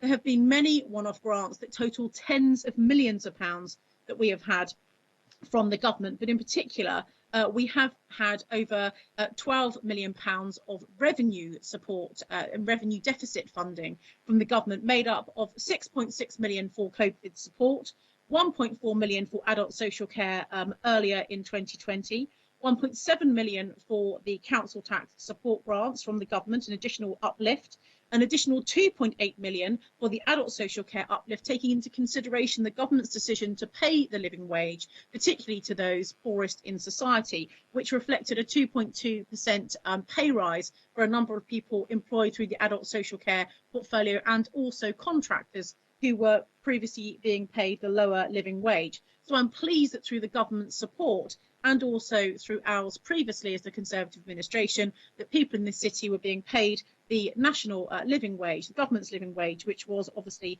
incredibly important. Moving on, Lord Mayor, one of the key things for me, in spite of the current situation, is that the council and the Section 151 officer, Chris Ward, makes a very good point in his budget report, that there is still going to be £19 million of reserves in the Portsmouth City Council financial structure, which I think is incredibly important. And I think that this is the legacy, in part, it's a huge part, in legacy to the extraordinary achievements of the previous Conservative administration from 2014 to 2018. In fact, as an administration, we not only set records, but we made history and won national awards for the income generation schemes that we generated, many of which I should note were heavily criticised by the Liberal Democrats, particularly our property investment portfolio, which they criticised consistently for 3 years. And then as soon as they became the administration, they continued, and as of today are still reaping the income and the rewards of the foresight and the business approach, the business acumen adopted by the previous Conservative administration. This money that we raised meant that we were able to protect public services. Not only protect them, but we were able to improve them. And in the opening of this particular budget report this year, the Leader of the Council talked about how in their February 2014, the last Lib Dem budget that he proposed prior to me becoming Leader of the Council, how they protected jobs in their 2014 budget. Well, they may have done some of that, but they did also do a huge disservice to the people of Portsmouth by closing public toilets, by closing libraries on a Monday. And what we did as a Conservative administration was reopen the public toilets, was reopen libraries on a Monday, because we were able to do it better, more comprehensively, and we went out and generated money to, as I say, protect those public services. So I'm very disappointed to have to respond in a slightly negative way when that was not the approach I intended for this budget meeting today, owing to the highly unusual circumstances we find ourselves in. But as always, the Leader of the Council's defaulted to his attack position. He could have spoken about the great things that they've done over the last year, and I think we all would have supported and congratulated him. But sadly, disappointingly, the tone that he's taken once again in criticising what we did many years ago is why I now feel the need to have to defend and, particularly for public record, explain to the public that the rosy picture painted by the Leader of the Council is not actually quite how it was. As I say, we made sure that through the strength of our legacy, we have now been able to beef up and build into that £19 million reserve. I am 100% certain that had it not have been for the strongest of financial management of public finances seen in decades by the Conservative administration, we would not have £19 million in reserves today. The Leader of the Council also mentioned how the Conservatives should be ashamed of some of the decisions they made. Well, I've got a pretty simple one. And again, this is not language that I wanted to be using today, but feel the need now to respond. It's only right and fair to represent the true picture to members of the public in Portsmouth. That it's actually the Liberal Democrats that I believe should be ashamed for the poor decisions that they took for over a decade. For they provided the very minimum level of support to the most vulnerable, the most desperate people in Portsmouth in terms of the homeless. The government mandates that councils have to provide homeless shelter to people from November to the end of February, beginning of March, when the temperatures are often at freezing or below. In fact, it's illegal for councils not to offer support during those very cold months because people can die. When I became Leader of the Council, I was shocked to hear from former Councillor Paul Godier and Councillor Gemma New that this support only covered those 3 or 4 months, coldest months a year.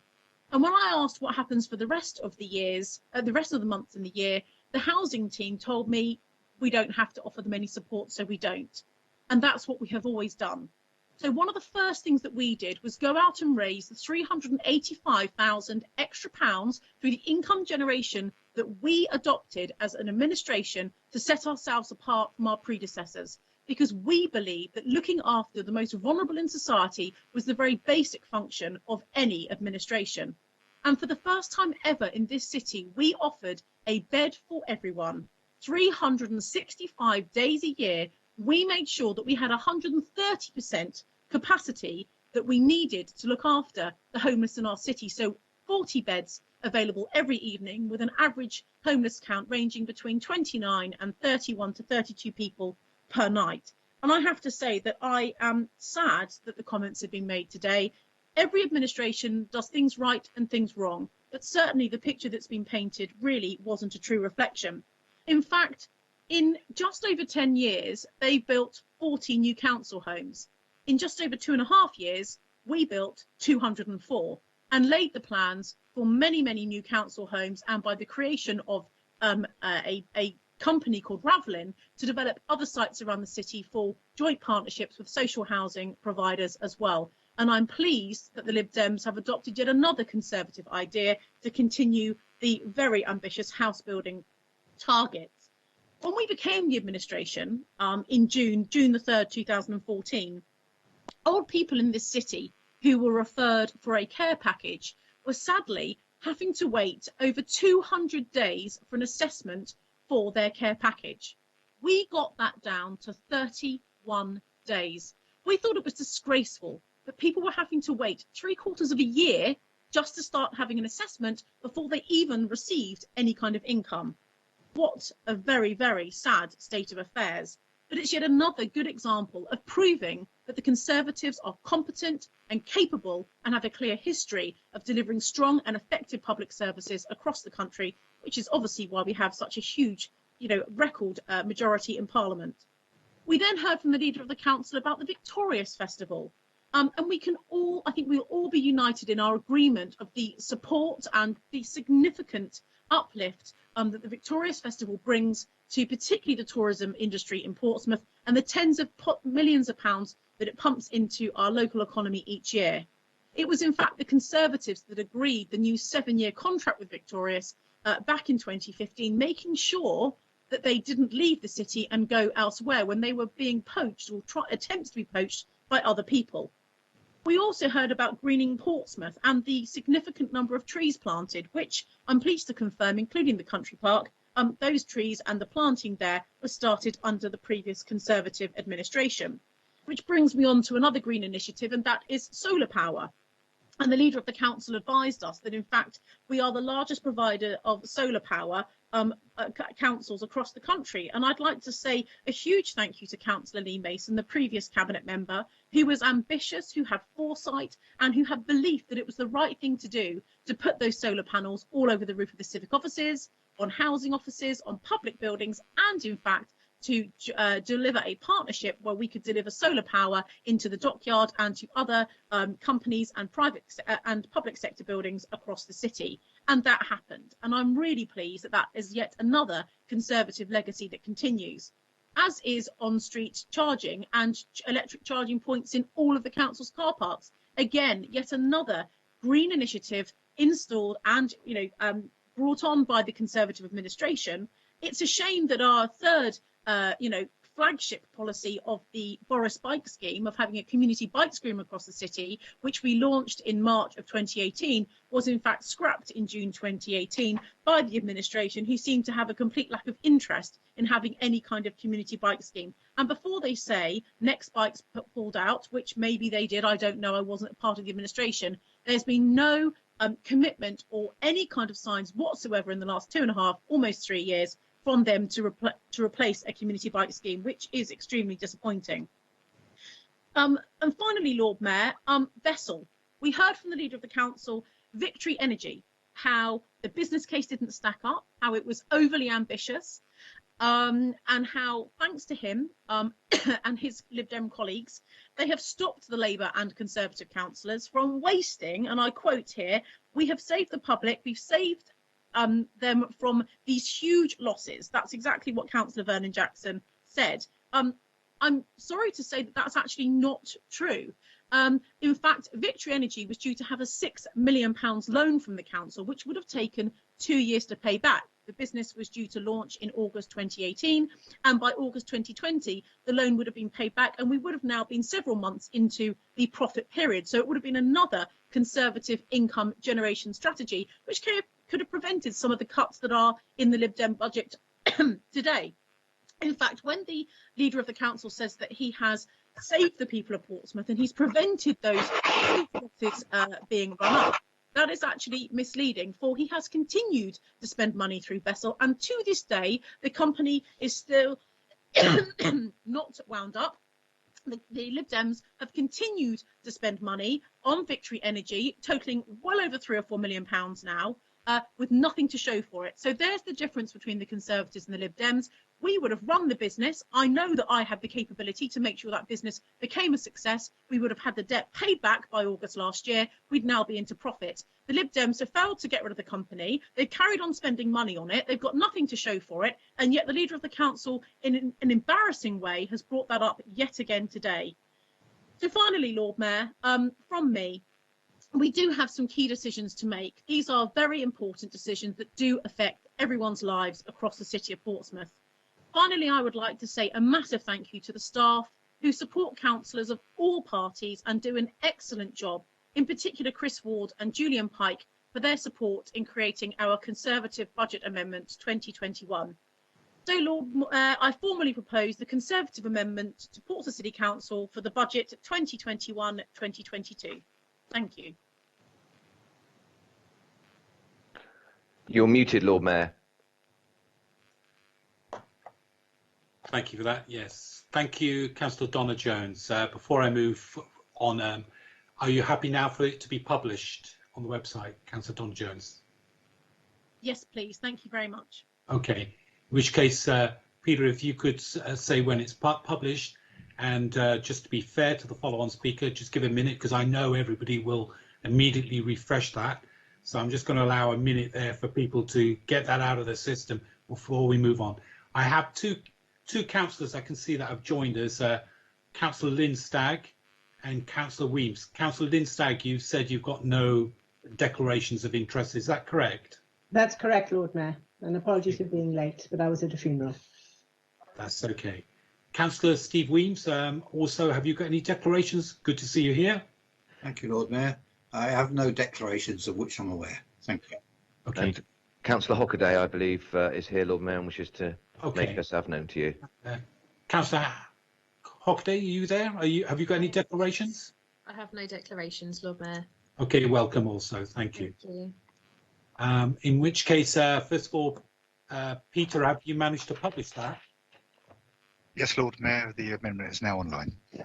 Okay, so councillors, it is online. I know you won't be able to resist refreshing it, but please, can you make sure you give due attention to the next speaker. I'm now calling upon the leader of the Labour Group, Councillor Stephen Morgan, to respond without time limit.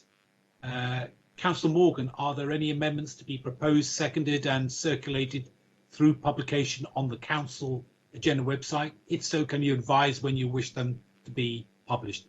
Councillor Morgan. Thank you, Lord Mayor. There are amendments in my name, seconded by Councillor George Fielding. If they could be shared after my speech, please. Okay, fine. Can I have your seconder confirm? Yes, confirm that I'm happy to second the amendments. Okay, thank you. Councillor Morgan, you have the floor. Thank you, Lord Mayor, and I'd like to start my contribution today by paying tribute to the tireless dedication and commitment of City Council officers. I know from my own time as an officer at the local authority many moons ago now, the contribution council staff make in communities up and down our city, helping those in need, keeping our streets clean, our neighbourhoods safe, our children educated, and our environment safeguarded. The pandemic has already tested our city, and council officers have stepped up for us and delivered for Portsmouth, for which the Labour Group owes a debt of gratitude. I'd also like to thank Julian Pike and Chris Ward for their ongoing public stewardship of the council's finances and their tireless questioning of my group colleagues in the formulation of our proposals today. As always at budget meetings, Lord Mayor, it would be remiss of me not to set out how political decisions made by the Tories in Westminster have made an impact on our local decisions here in Portsmouth and the implications these have for everyday lives in our city's communities. I therefore want to first start by setting the wider context that local authorities across this country are facing and how we've ended up here today. Right at the heart of the local government funding settlement announced in December, there is detail of what the Chancellor and the Secretary of State for Housing, Communities and Local Government claimed as an increase in funding for councils. But it is nothing of the sort. A far cry from the end to austerity and the levelling up agenda. The government made a choice to kick the can down the road and hit many already struggling families with a 5% council tax rise. There are two key issues with this approach. It's economically illiterate to push up taxes while the economy is in crisis. And is it dishonest to suggest the end of austerity when most councils will still be forced to cut services even after they impose the Conservative tax hike, because the rising costs of social care outstrip any increase in revenue? Nationally, this council tax hike could be £1.9 billion, a bombshell costing the average family £90 each. I pushed for the government to properly fund councils, including our own, so we wouldn't be faced with this tough choice today. But sadly, yet again, ministers failed to listen and do what is right for the people of Portsmouth. So yet again, my Lord Mayor, we are left with more of the same, a pay more, get less approach from this Tory government. Last March, as the country went into lockdown, the Secretary of State made a commitment to fund councils to do what was necessary to get communities through this crisis. But just 2 months later, he broke that promise. The Conservative-led Local Government Association estimates that councils face a £2.5 billion funding gap as a result of lost income and additional costs of supporting communities through these unprecedented circumstances over the past year. The government's planned council tax increase will raise just under £2 billion next year. If the government had not broken their promises on funding, councils would already have that amount available to them. For many councils, including our own, Their biggest long-term financial headache is how to pay for social care. The government has cut funding over the past decade, forcing councils to restrict care so it is available only to those in most severe categories of need. On his very first day in office, standing on the steps of number 10 of Downing Street, the Prime Minister told the country it planned to fix the social care crisis. But we still have no detail of it since the announcement, no certainty for local authorities, and no comfort for our loved ones. We've heard it before in our council chamber. A council tax increase raises less money in poorer areas, and with it, the government is deepening the postcode lottery of social care instead of ensuring that every single older and disabled person anywhere in our country gets the care they need, regardless of where they live. My Lord Mayor, this council has declared a climate emergency, which this Labour group worked with green activists and community groups to proudly push for, and we continue to hold this administration to account for its delivery. As the LGA have said only today, and I quote, "It is vital that we tackle the climate emergency as part of our post-pandemic recovery. Councils share the ambition for a green revolution and want to work with government and businesses to establish a national fiscal and policy framework for addressing the climate emergency, supported with long-term funding. So if we are to build back greener and better and transform our local services, funding should come from central government, not asking residents to pick up the bill. Take local policing. We have one of the most poorly funded local police forces in the country. Yet the running theme continues from central government to pass the buck to local bodies. Hampshire's Chief Constable has called for the backing of the increase in council tax by £15 a year for Band D in the police precept. This, she says, will provide more officers and help to stem the tide against criminals and see more officers in Portsmouth. But we should not be stemming the tide. Government should be properly investing and committing to its promise to build back better. Instead, already vulnerable families in our city will once again be forced to pick up the tab. With Hampshire Constabulary losing over 1,000 police officers in recent years and an increase of just 18 new officers for our area, community policing urgently needs a gear change in support of what it's received of late. My Lord Mayor, our City Council and local government across the country deserves far better than this. We cannot expect to emerge stronger from this pandemic if central government is not willing to do both the economically and morally right thing by issuing a proper funding settlement that will address the problems of a decade of Tory and Lib Dem decline to the local services we all rely on, build back better and bring future prosperity for Portsmouth we all want to see. So moving then to the specifics of the Labour Group amendment, my Lord Mayor, when the Tories in Westminster and the Lib Dems in this administration make us pay more and get less, it's time to have a budget which prioritises Portsmouth. Our priorities in our amendment for a strong recovery for our city from this pandemic, secure the economic recovery, to strengthen communities, to put trust back in the council to deliver local services, and to deliver an ambitious, greener and cleaner future. Labour wants a budget which benefits every community in every corner of our city. A budget which recognises the financial constraints of the authority, the challenges city families face now, and the impact of 10 years of Tory and Lib Dem austerity on our communities. Our specific and practical proposals learn lessons from the past and from this pandemic, with the aim to save money on back office costs and management and democratic overheads to invest in the front line of our city's recovery. Prioritising and protecting the services our communities care most about, and delivering on our serious ambition to tackle the climate crisis. In detail, Lord Mayor, our proposals before members today will cut management and democratic overheads. Our long-held belief that moving to all-out elections would not only save the council money, but make our decision-making stronger. reducing the number of cabinet members from 10 to 7. In doing so, streamlining and reflecting the changing nature of the council and the services it provides. Reducing the members' basic allowance and special responsibility allowance. If our communities are feeling the financial strain, as council tax is hiked up again, those in public office should reflect that. And deleting the Leaders' Initiative budget, by all accounts an unnecessary slush fund for PR exercises and party political photo ops.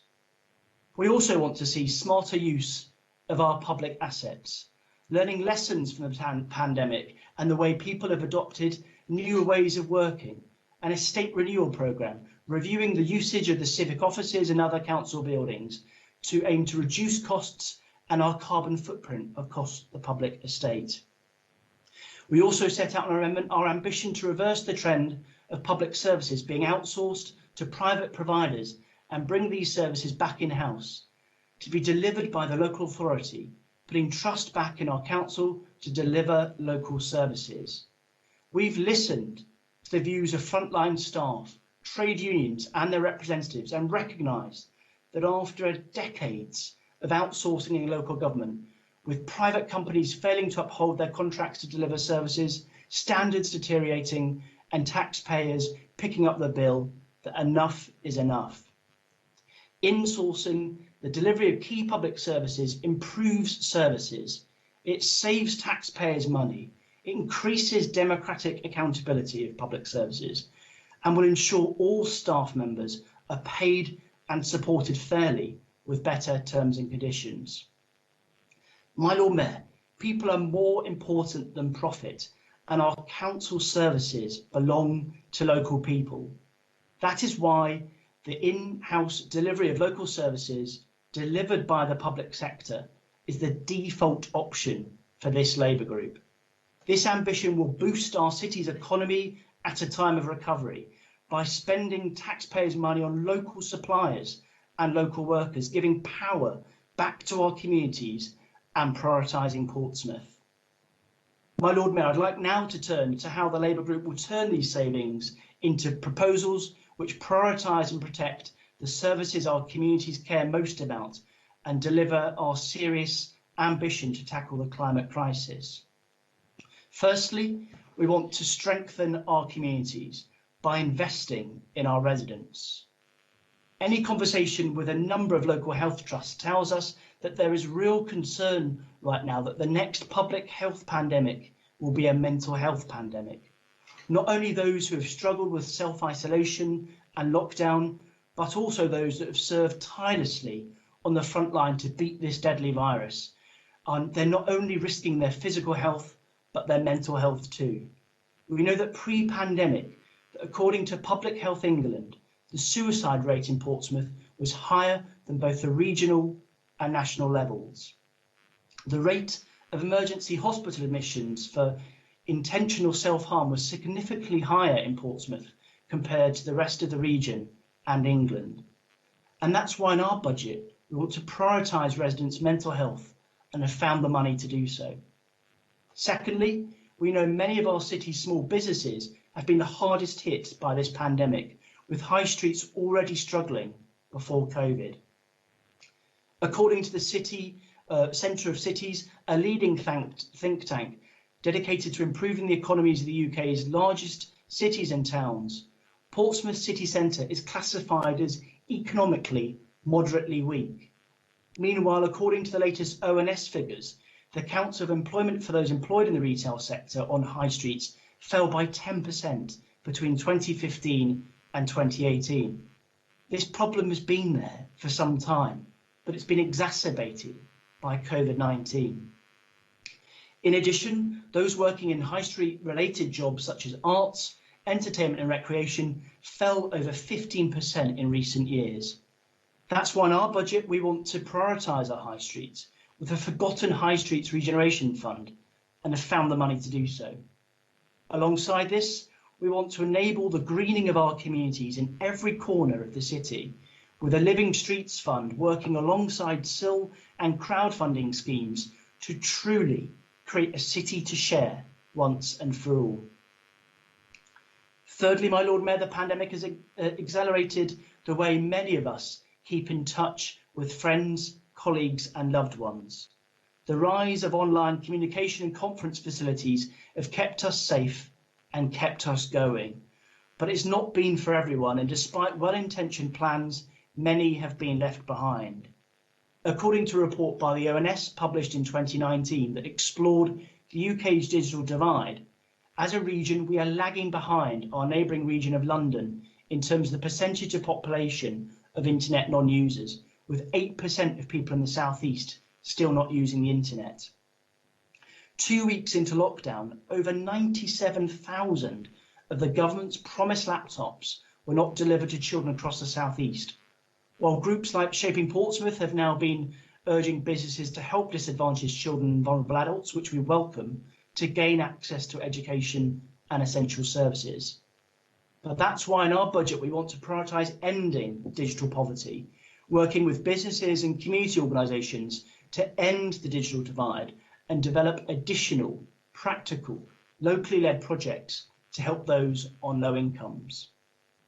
Fourthly, Lord Mayor, COVID has shone a spotlight on the crisis in social care and the need for sustainable solutions to issues that have been going on for decades. Shearwater provides a good service delivered by care workers who are paid the foundation living wage, have pensions and reasonable terms and conditions. We're committed to extending these basic benefits to all care workers in Portsmouth as soon as funds become available, and preferably sooner by making this a commitment for all our contracts with care homes and care providers under the social value clauses of the welcomed proposed reforms to the city's procurement. Shearwater is also very useful to prevent bed blocking of recovering patients from local hospitals, which is much more difficult for private providers. We are considered by proposal the administration's proposals and share the views expressed by local trade unions. Cutting the top floor of Shearwater also moves all the fixed costs to a smaller number of residents, making the facility more expensive per resident. That's why in our budget we want to reinstate this funding and protect social care for loved ones. And finally, Lord Mayor, on the detail of our amendment, we want to see the council better engage with residents to deliver on the climate emergency commitments and build back our city greener and cleaner. Dirty air affects too many residents, and we have been disappointed by the slow progress the city has been making to tackle this. Citizens' assemblies to address climate-related issues at local government level already have been conducted, such as Labour councils in Oxford and Camden in 2019-2020, so we are already falling behind. In the case of Oxford, the first council ever to do so, the findings of the report were directly fed into the budget for 2020-21, with engagement with a wide range of local stakeholders to draft it. We owe it to the next generation to use this recovery to secure our city's environment. That's why in our budget we want to invest in a climate citizens' assembly and carbon audit. Both are crucial next steps in adding to what has already been achieved to reduce climate change locally, but greater speed is now needed. Both were promised in the 19th of March 2019 agreement of our climate emergency motion, but it is shameful that this has been so evidently postponed by the current administration. My Lord Mayor, these are the Labour Group's budget proposals, prioritising Portsmouth over short-termism, whilst others sit back and let local people pay more but get less. Our amendments delivers a strong recovery for our city from this pandemic, securing the economic recovery, strengthening our communities, putting trust in our council to deliver local services, and delivers our ambitious greener and cleaner future. I urge all members to put party politics to one side and support our proposals today, to prioritise our city and ensure Portsmouth's recovery reaches every community in every corner of our city. We must ensure no one is left behind as our city builds back better. Thank you.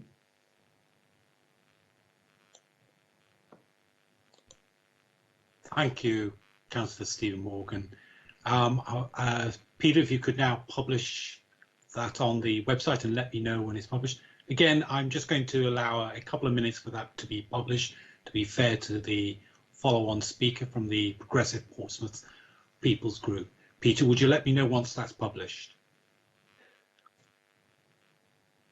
Lord Mayor, just whilst just during the interlude, I believe Councillor Coles has joined the meeting, so you may wish to introduce him. Thank you.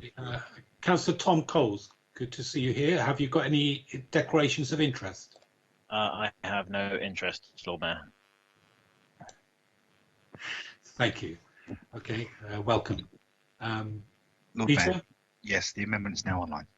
Okay, members, it's online and you're going to go and refresh. Again, could I just ask you for your forbearance to listen to the follow-on speaker rather than you all rush off to go and read the amendments, etc. There will be time after this. Okay, so thank you. I now call upon the leader of the Progressive Portsmouth People Group, Councillor Claire Udy, to respond without time limit. Councillor Udy, are there any amendments to be proposed, seconded and circulated through publication on the Council Agenda website? If so, please advise when you wish them to be published. Councillor Udy. Hello, I do have an amendment and you can just put it up now, it's fine, mine isn't particularly big.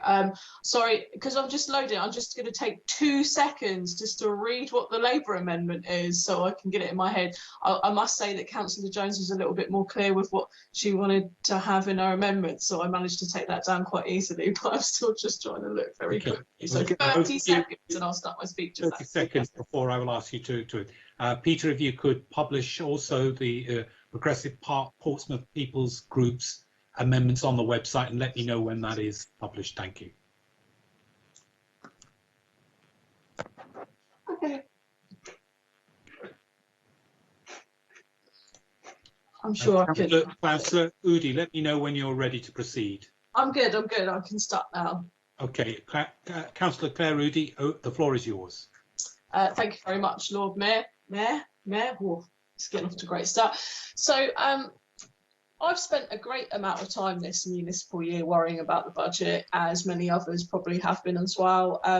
We knew we had to cut anyway, because for the better part of a decade, we've had to go slightly further afield with those cuts. And because of COVID-19, we've had to cut even more, I suppose. And I think it's really horrible because of COVID. It's something that's completely out of our control, but we're having to slash further services. I really hope that you've been coping in what is lockdown 3 now. Our budget as PPP hasn't been as thorough as we liked, but Councillor Smith is working full time as well as other things. I'm homeschooling, trying to do a master's, and I must say I've really developed some unhealthy coping mechanisms, which I'm sure most of you will be horrified about, but I think some of you will probably empathise with me when I say I do go through days that are so similar that they just kind of blur into one, and there's days of despair with no amount of wanting to scream really loud or even touch the sides. I feel like I just close my eyes for 2 seconds and then 3 days have passed. But I'm really lucky because I have a very, very good support network. And if you do not, whether you're here in the meeting or watching from home, please reach out if you are feeling vulnerable, because I know a lot of things are. A focus past COVID needs to be on a number of things, and I think the most important things are, and I think I've only written 2 things at the moment. Number 1, mental health recovery. I've always argued that we've been living in a mental health pandemic, and for the past 10 years really, but COVID has left every single one of us vulnerable, from depression to trauma, anxiety to severe breakdowns. I don't think I have a single friend who has escaped some form of mental health issue in the past year. Of course, of us, the less privileged ones, mental health issues were always there, worrying about wages, which for working families were cut from 100% to 80% because of furlough, worrying about rents, worrying about how to eat, for instance. We were seeing record numbers of self-referral to mental health services even before the pandemic, and now it's so much more worse. With the Hive Recovery Fund, we can push forward and get some more help to the Hive in order to connect to the most vulnerable and give them support. When COVID is over, the exemplary volunteer number, and I just want to say in another note, amazing thank you for all the people who have come forward to offer to volunteer at the moment, but that number is going to drop when life gets back to some semblance of normality, and not all of us will be qualified to give even basic mental health support. It's vital that we have support workers who are able to identify with the help of with other volunteers who need it the most. This is really important post-COVID. I hope you all agree with me that if it wasn't for the Hive and the organisation skills of those associated, we would have been left in, quite frankly, a sticky place last year and now, of course. And this isn't to distract from the work of the Portsmouth Coronavirus Support Group, who have also done really well to organise residents, but the Hive have done so much of the heavy lifting and will go on to do so for a very long time. So it's only right that we fund them right now. And whilst the recovery fund doesn't say the word farm at all, and I'm going to get this in here, I want to ask the leader very nicely, he doesn't really know about this right now, so I'm just going to blindside him, about the fact that I really think we should have an inner city farm. In the summer, during the easing of lockdown, I was fortunate enough to spend a few days away with my family in London, which was surprisingly quiet for London. I've never seen the South Bank so quiet. And in the quest to find 3 things to do, first of all, and this is complete coincidence because I didn't know the Tory amendment at all, there was this tiny dog park next to the Imperial War Museum, and at first glance, right, I thought it was a playground for toddlers, but then I looked closely, and there's like little crafts bits where you can like jump over and go through stuff. And I thought about that, and I put it in here to say, if ward councillors want to think about that to zhuzh up their wards with SIL, I don't think it's going to cost like 125 to 250,000 for like 2 dog parks. But I just thought that'd be a really lovely addition to some green spaces in here, and I think all councillors might want to think about that.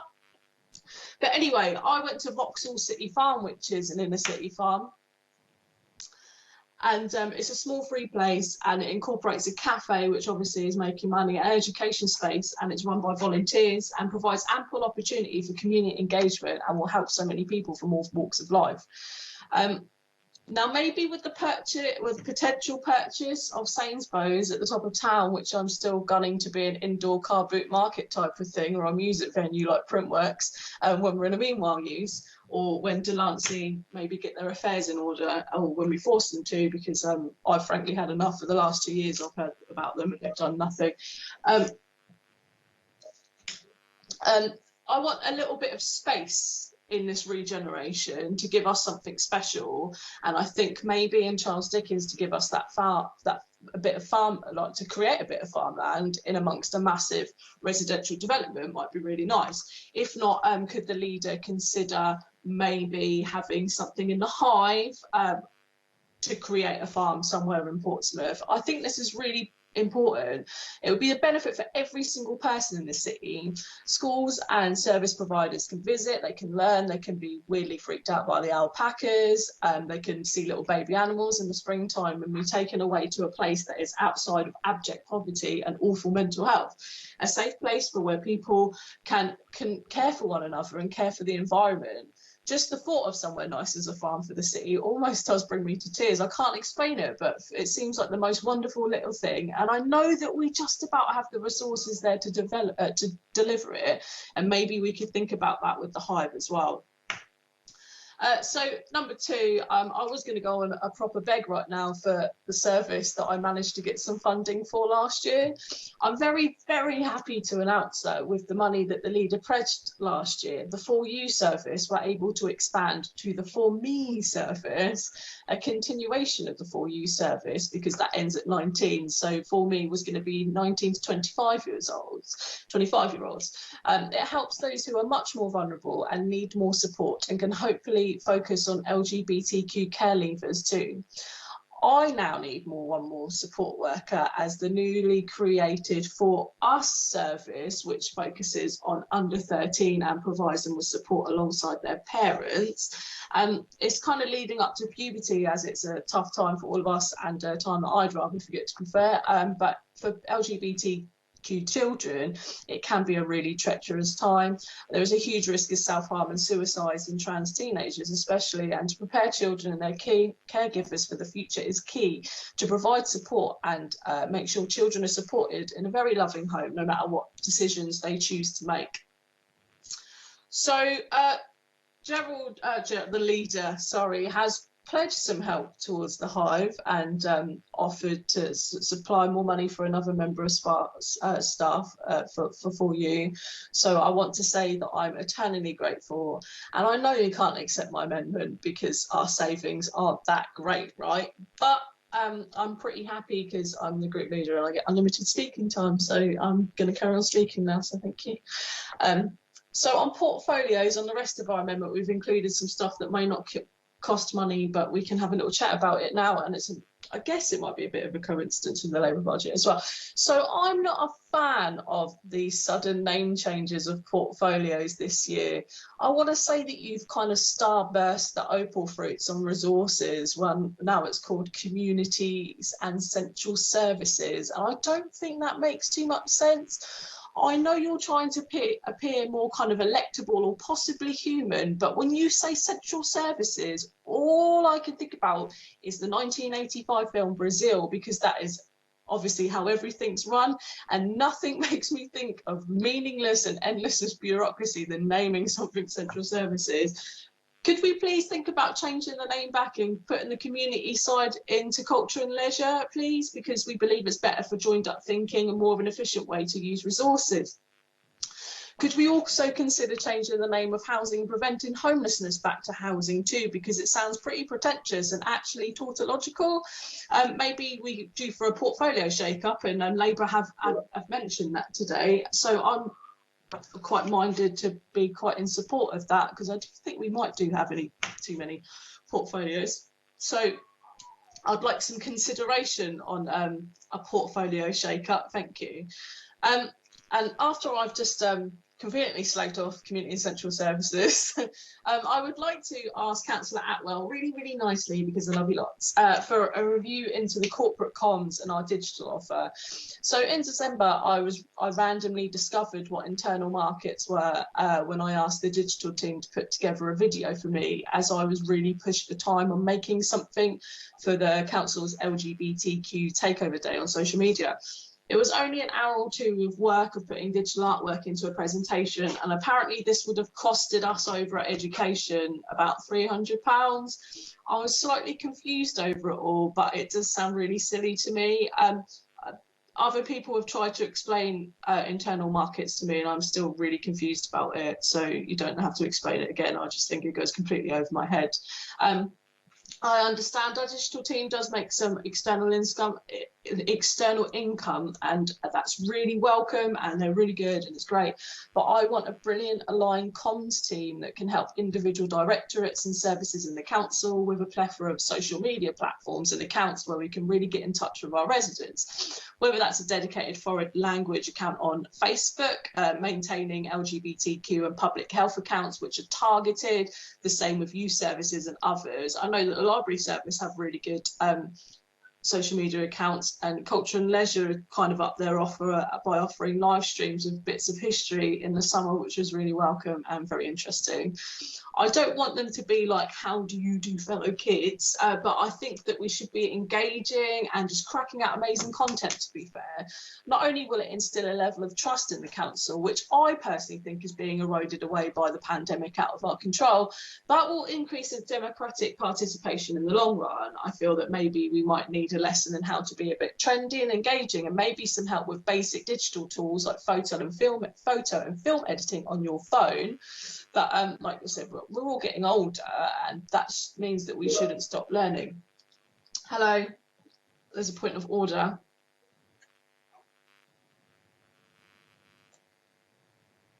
John Ferry, point of order.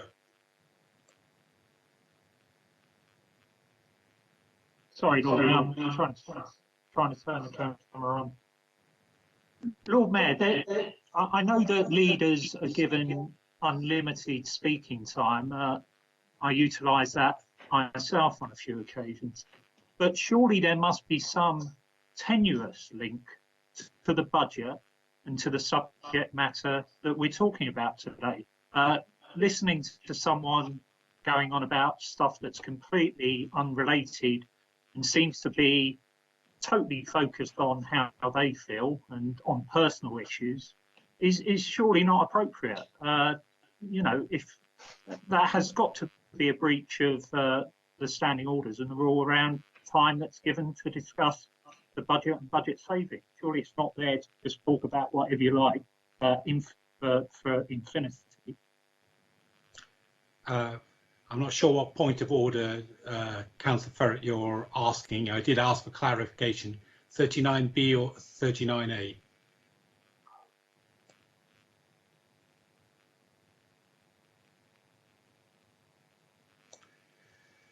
Okay, Stuart, does I understand? Well, Lord Mayor, I mean, I'm not sure myself, other than that we have a standing order which allows unlimited speaking time to present amendments about the budget or to talk about budgetary issues. This is clearly just someone using that time in order to talk about whatever they want to. Councillor Ferret, about the comms reassessments written into my budget proposals. Okay. Lord Mayor. Can I just have a ruling? As far as I'm concerned, standing orders give the leader a fair democratic chance to speak unlimited. So, sorry, Councillor Udi, do you wish to continue? Thank you. Thank you. So now I'd like to talk about some aspects of the Lib Dems budget, please. Looking at the budget consultations, our personal proposals have hit 2 of the 3 key themes which have resonated with residents in the consultation, from providing care to those with elderly or disabilities, or helping them live independent lives, and providing... Sorry, Councillor Udi. Lord Mayor, I believe Councillor Dowling's got a point of order that he wants to make. No, Stuart, sorry, apologies. No point. So sorry. Okay. Quite happy to listen to Councillor Udi. I just thought I would help Councillor Ferret out as he was stumbling over the standing orders, and you know I'm a stickler for the rules. Right, councillors, my ruling as the Lord Mayor is, please allow the leader of the People's Progressive Party to complete her unlimited time limit. Councillor Udi, the floor is yours. Thank you. Providing care to those with elderly or disabilities and helping them live independent lives, or providing social care services for vulnerable children and keep them safe. You can see how the farm can fit in with all of that. Obviously, I'm obsessed with that idea, but we need something fresh and beautiful in the city, and that is it. I must say, though, that because we're cutting £150,000 due to the reorganisation of the in-house residential care at Shearwater, I'm a little bit concerned. And I've had to ask questions, but I cannot see how the impact won't be like it says in the report. I asked politely to the leader to guarantee me now, or when you speak again later, that there will be no loss of service provision, and that the staffs whose jobs are at risk, that they will be redeployed in a way that corresponds with their needs and abilities as they suffer no loss of income, or that they may have to travel many miles to work. Please, I don't want you to break this promise. Like, we had some issues when we took over IBM, and we thought we were going to cheapy the staff, and we didn't, and we lost a really great member of staff there. I just want to have your word that will protect those people in employment, and I'm just really happy to cause chaos if you don't do that, because I've only got one year left in this place, and to be fair, I don't really intend to go quietly. I wanted to ask you about apprenticeship, and I'm hoping that you'll just clarify on the apprenticeships. So when we're going to save money about having apprenticeships, is this because we're going to pay people £100 a week whilst we're training them up? I don't think that if people take these positions, they still deserve an appropriate wage. I hope that you can clarify a point around that.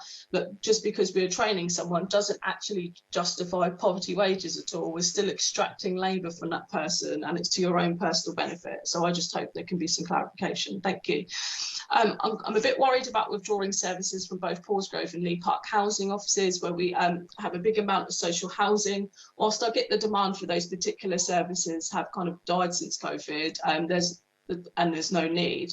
This is probably endemic of the fact that we're moving to a more digitised society where folks can quickly communicate online, something of which should have been in the process a good few years ago. We're still kind of risking leaving particular people behind, particularly the elderly who come in for face-to-face contact and at times company. Also, I don't know how well the services are going over the phone or web forms, because it took over 2 months to be answered about some council tax IMO, and coincidentally I got a letter in the post and it got sorted today. I know I'm kind, this probably sounds really weird, but I'm concerned about the hedge trimming, because when I read the words reduction of the quality of the visual appearance of the environment, I don't know why it made me laugh, but could we have any compensation claims because like hedges aren't being cut and they're too big and they're causing accidents? And I guess we'd find out in the latter part of the year if this budget is if the Lib Dem budget amendment is successful. I'm happy pretty much with the capital budget. I know it's weird to have these cuts, but all we can do is this. I know bits of money live in different places, and we really must communicate that to our residents. As mentioned earlier, they are losing faith in us. I mean that they didn't have much faith in us in the first place, I think sometimes, but you catch my drift. I'm happy to see the urgent repairs in the schools, and there have been some trade union work about asbestos in schools, so that might be dealing with that. I guess you can clarify that for me too, and if it is to sort of some of that out, because I know a lot of our school buildings are over 100 years old. Anyway, I want to apologise to Councillor Hunt in advance because I don't mean to go too hard on the community safety portfolio. But personally, I think it's a bit too authoritarian. Many of us here favour early intervention over just putting more cameras up. In fact, I'm probably more of a fan of putting more lighting in parks than putting cameras up, because putting lighting somewhere is probably more of a deterrent than a camera, because we've seen that we've got cameras everywhere and people are still committing crime. Maybe if you're that desperate, you can get dummy cameras because they'd be cheaper. COVID has certainly not reassured me that we aren't turning into a surveillance state. So maybe we should read the room a little bit and maybe lay off cameras. I would like to see some more grassroots projects in community safety, namely in Charles Dickens, St Thomas and Nelson wards, and I hope so going forward. I don't really want to talk too much about Bransbury Leisure Centre, but I spoke about this last week at the Culture, Leisure and Economic Development Cabinet meeting. And as you know, I am very supportive, but I do want to float an idea that possibly Mark Lewis can paint a lovely new mural reflective of the great community of Portsmouth on the side. So that's me done. I bid you all adieu. And if anybody is watching this at home, please accept the vaccine when you are offered it and convince your friends and family to get it too. I am losing my mind at home, as many of us are, and I think I just want to see my friends and sit on the common, and just I hope we can do that in the summer, and I hope we're getting there. So look after yourselves, everyone, and I present our budget amendment. Thank you very much. Thank you, Councillor Claire Rudy.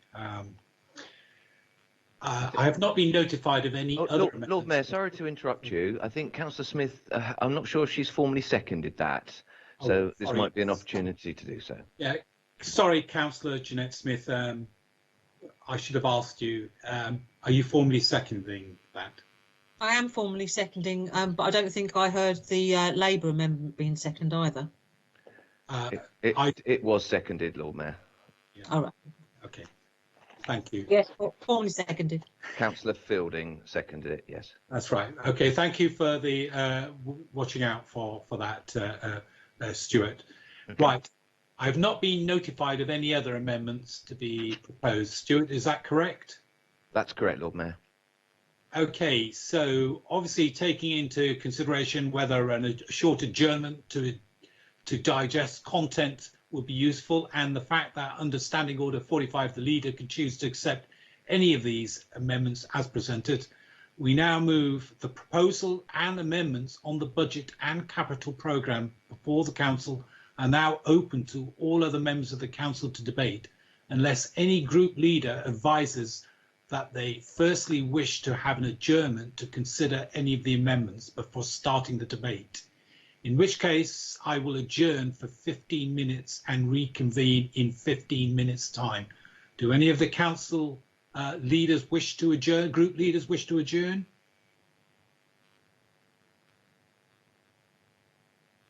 Okay, members, it is open on to the floor then, as nobody wants to reconvene in 15 minutes. Members, are there any speakers? Okay. Stuart, do you see any? I can't see any at the moment, but you may just want, as you've just gone through, Lord Mayor, you just want to make sure that there isn't anyone who wants to talk. In which case, if there's no speakers, obviously you'll be getting the leader to sum up. Okay, I can't see any, and therefore I'm asking the leader of the council to sum up. Councillor Gerald Vernon Jackson, would you like to sum up?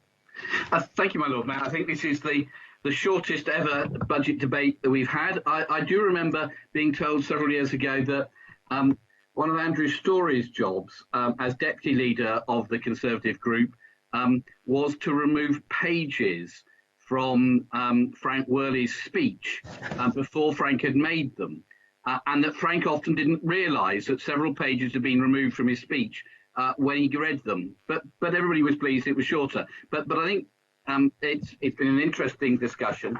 I think there are some things here that I think are bear a little examination, because what might appear initially to be really rosy and interesting, on a little bit of further examination might not look quite the same. So, my Lord Mayor, I've been interested to see in the Conservative proposal their suggestion of how they would fund this. So the suggestion here is that they would sell off land in Havant owned by the City Council, upon which 105 affordable housing units are going to be built. So that's families, but houses for local families at rents they can afford. So the commitment here from the Conservative group is to not build those homes. For those 105 families have to remain homeless or have to remain in temporary accommodation. Now that cost to the taxpayers of this city. Sorry, Leader, I have a point of order. 39B, Councillor Donna Jones, would you like to state the reasons for 39B? Thank you. Yes, sure. Thank you very much, Lord Mayor. Through you to the Leader of the Council, a point of explanation, 39B, around the Conservative intentions, it would be to do a joint venture and to have social housing on there as well as private sector, so a joint development. We don't want to deprive anyone of social housing. Thank you. Clarification. Back to you, Councillor Gerald Vernon Jackson. So we're going to sell off the land to somebody and then want to build something that we want. It just does not seem possible. So that's going to cost £2.5 million a year to be able to keep 105 families in temporary accommodation each and every year. And you can't have your cake and eat it. You can't say we can sell the land off, but we're going to get somebody to build social housing on it. How are you going to pay for it? And that's the problem with this proposal. The other thing I thought was really interesting was to read the detail of the Conservative proposal. The detail of the Conservative proposal is about voting for a council tax rise today. Exactly in line with what the proposal here from the council. But putting that off for a year. So that in a year's time, people get a double council tax rise. Now, we've got experience of the Conservatives and double council taxes. We remember the Conservatives and their love of the South Sea Town Council and the wish to impose a second council tax on every single person in Southsea. We know that they like to push up taxes as hard as they can. So what they're doing here, my Lord Mayor, is they're trying to suggest to us that we should have a double council tax rise next year, just when families can't cope with it. To be able to buy a few votes, with a few leaflets in the council elections. My goodness me, my Lord Mayor, how weak can you get with trying to bribe the people of this city and then double council tax hit them in a year's time? Yeah, Councillor Vernon Jackson, clearly there is a point of order. I'm sorry to interrupt you, but that's fine. Need to make sure. Councillor Donna Jones, point of order 39, point of information 39B. Would you like just to clarify? Thank you. Thank you, Lord Mayor. As you can see, I've indicated 2 on the comments, so I've actually got 2 points of order. I'll be very succinct. The first one is around the assumptions that Councillor Vernon Jackson made. This is a point of explanation, 39B, that it will cost the council more money to pay for temporary housing for 109 families or 115 families. That is not the case. I believe that the site would get developed faster and quicker and more efficiently if it was done in conjunction with the private sector. So I disagree with his statement there, and I can explain that to members. My second point of order, Lord Mayor, is 39B again, which is a point of explanation around the double counting. This is actually a very serious point, and you know, I want to be as fair and equitable with Councillor Vernon Jackson as I can. Next year, under the Lib Dem proposal, there'll be another council tax increase, and that will be 2 years consecutively, with no reprieve being given for this year during the pandemic. The Conservative proposal is not a double count for next year; it's for this year to have some reprieve because many people are out of work. And I think it would be better to leave the politics out of this for today and to think about the people of Portsmouth. Thank you for that explanation. Councillor Vernon Jackson, back to you if you would like to complete your summing up. Thank you. Thank you, my Lord. I expect we'll have another 19 interruptions, but such is life. So, my Lord Mayor, we need to be clear that the proposal put forward by the Conservatives mean 105 vulnerable families in this city languishing in temporary accommodation, not being given somewhere to live, at the extra cost to council taxpayers of £2.5 million a year. A disgrace to the people of this city. And then they want to go and try to bribe people by putting off their council tax for a year and get the double whammy of a tax rise in a year's time. That double whammy of tax rises from the Conservatives is a disgrace to people, and it is just trying to buy votes with cheap politics. My Lord Mayor, I am speechless, but I will continue. The only other bits and pieces I want to pick up from other people's proposals are just to say I'm concerned with the Labour amendment with the decision not to fund the replacement IT system. As I understand it, the IT system is coming to the end of its life and it's not being supported in the future. If we can get away without buying it, we will.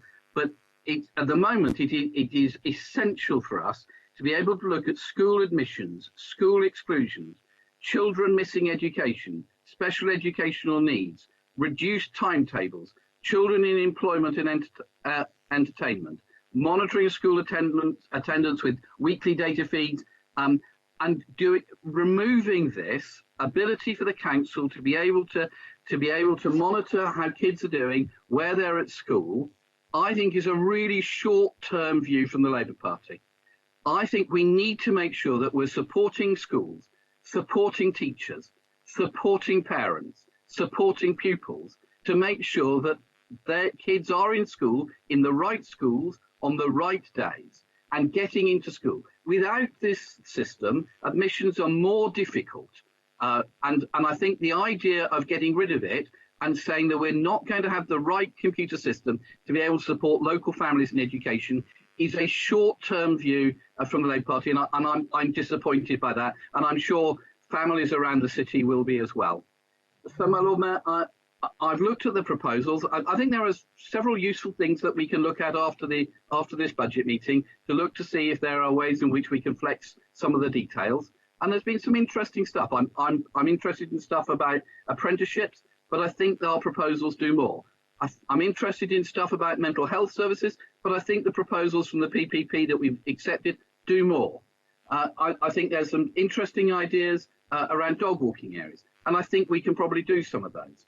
But, my Lord Mayor, in terms of coming to us and working with us to get things accepted, I'm sorry if people didn't come to do that. Therefore, I'm happy to propose the Council's budget position unaltered from today. And I do hope, my Lord Mayor, that this is the last time that we ever see a Conservative double tax whammy increase being proposed on the people of this city. So, my Lord Mayor, I do hope that's the end of this trying to buy people's votes in such a short-term way. I think you have to look for long-term, sustainable, sensible financial management from this administration and contrast that with what we've been offered. And we have another point of order, I think, presumably. Okay, Councillor Donna Jones, point of order.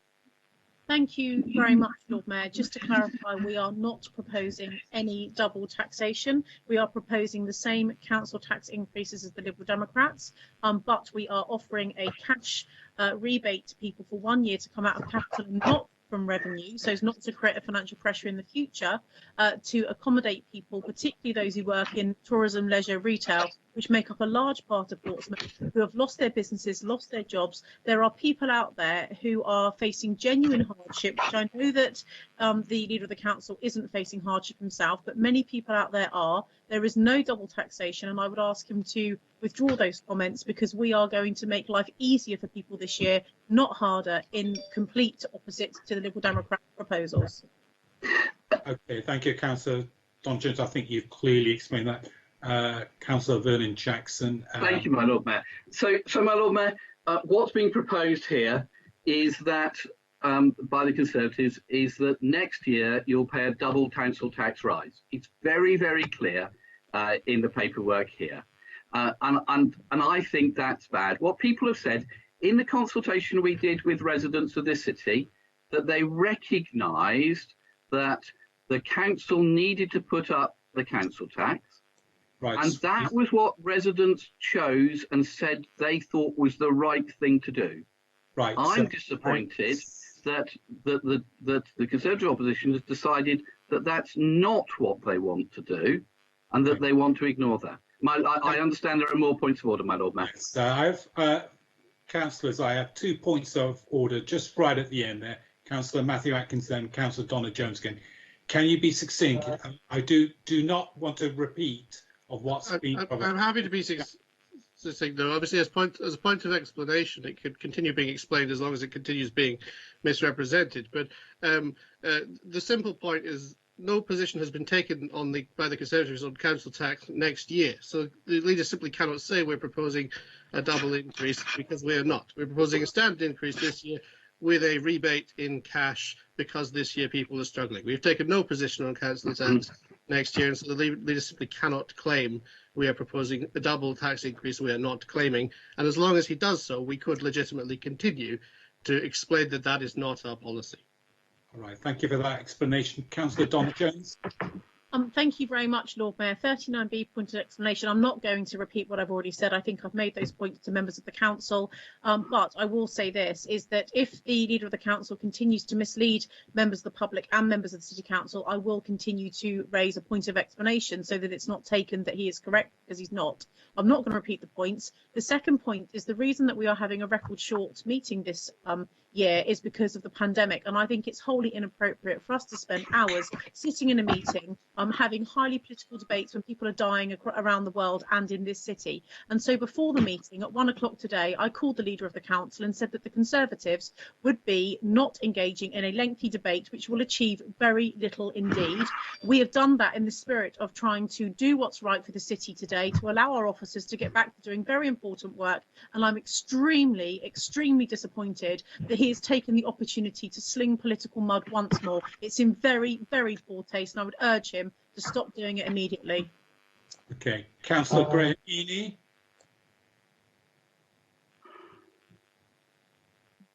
Councillor Graham Heaney, I have a standing order 39B in your name. Yes, it is standing order. The interpretation of the order be a boring nerd on standing orders. Councillor Heaney, can you get nearer to your mic? We can't hear you. Is that better? Yes. Yeah. I'm sorry to be a boring nerd on standing order. Standing order 39 says a member who has spoken and make a short explanation of any point that has been made. And the point of that is to stop standing order 39 being used to allow more people to get on the debate when they haven't actually spoken. Now, unfortunately, Councillor Atkins has not spoken, so cannot use 39B to make any point of explanation. So I just think we need to get this absolutely clear, because this is going on, time after time. And we need to use the standing orders and operate them properly, because they're there for a purpose. So I just want to make that point. Okay, thank you, Councillor Graham Heaney, for that explanation of an explanation. Councillor Gerald Vernon Jackson, have you finished your summing up? I have not. I keep being interrupted, my Lord Mayor. Okay, please proceed. So, my Lord Mayor, I think it is very, very clear that for people wanting a sensible, financially competent council, not one trying to do gimmicks, not one trying to whack in double tax whammies in the future, that this administration provides that. I'm disappointed by game playing from the Conservatives, and I recommend our budget. I think it is sensible. I think it is competent. I think it listens to the views of residents, and it makes sure that we continue to build on this extra money we put into both adults and children's social care to look after the most vulnerable. So, my Lord Mayor, I'm happy to propose this budget and hope that this is voted through unanimously by the Council. Thank you, my Lord Mayor, and may I thank all members for being involved in this debate. Thank you, Councillor Gerald Vernon Jackson, and thank you, members. That was one of the quickest ones there. So before we move to the voting, Stuart, I'm going to take some guidance for you to give to members because obviously there are several amendments there. We need to know what we're about to vote on because none of the amendments have been subsumed or taken into account into any of this. Do you want to lay out the ground for us? Yes, of course, Lord Mayor. You obviously have the three amendments from the three groups in front of you. Historical precedent suggests that you take them in the order of the Conservatives group first, the Labour group, and then the PPPG group. Obviously, the order is your discretion, but that's the historical precedent, which I assume you'll wish to follow. Correct. Let's follow that. So we are voting on the Conservative amendments. Is that correct? That's correct, Lord Mayor. Okay, and are we taking a recorded vote? Yes, it's a legal requirement on budget votes that they're recorded anyway, so you do have to do it, yes. Okay. So let me know when you're ready for the roll call. We're ready for the roll call. Members, this is on, we're about to take the roll call. Please go ahead. This is on the Conservative group amendment on the budget. I'll read your names out in alphabetical order. If you could say whether you're for, against, or wish to abstain. Councillor Rob Wood. Abstain. Councillor Ashmore. Against. Councillor Atkins.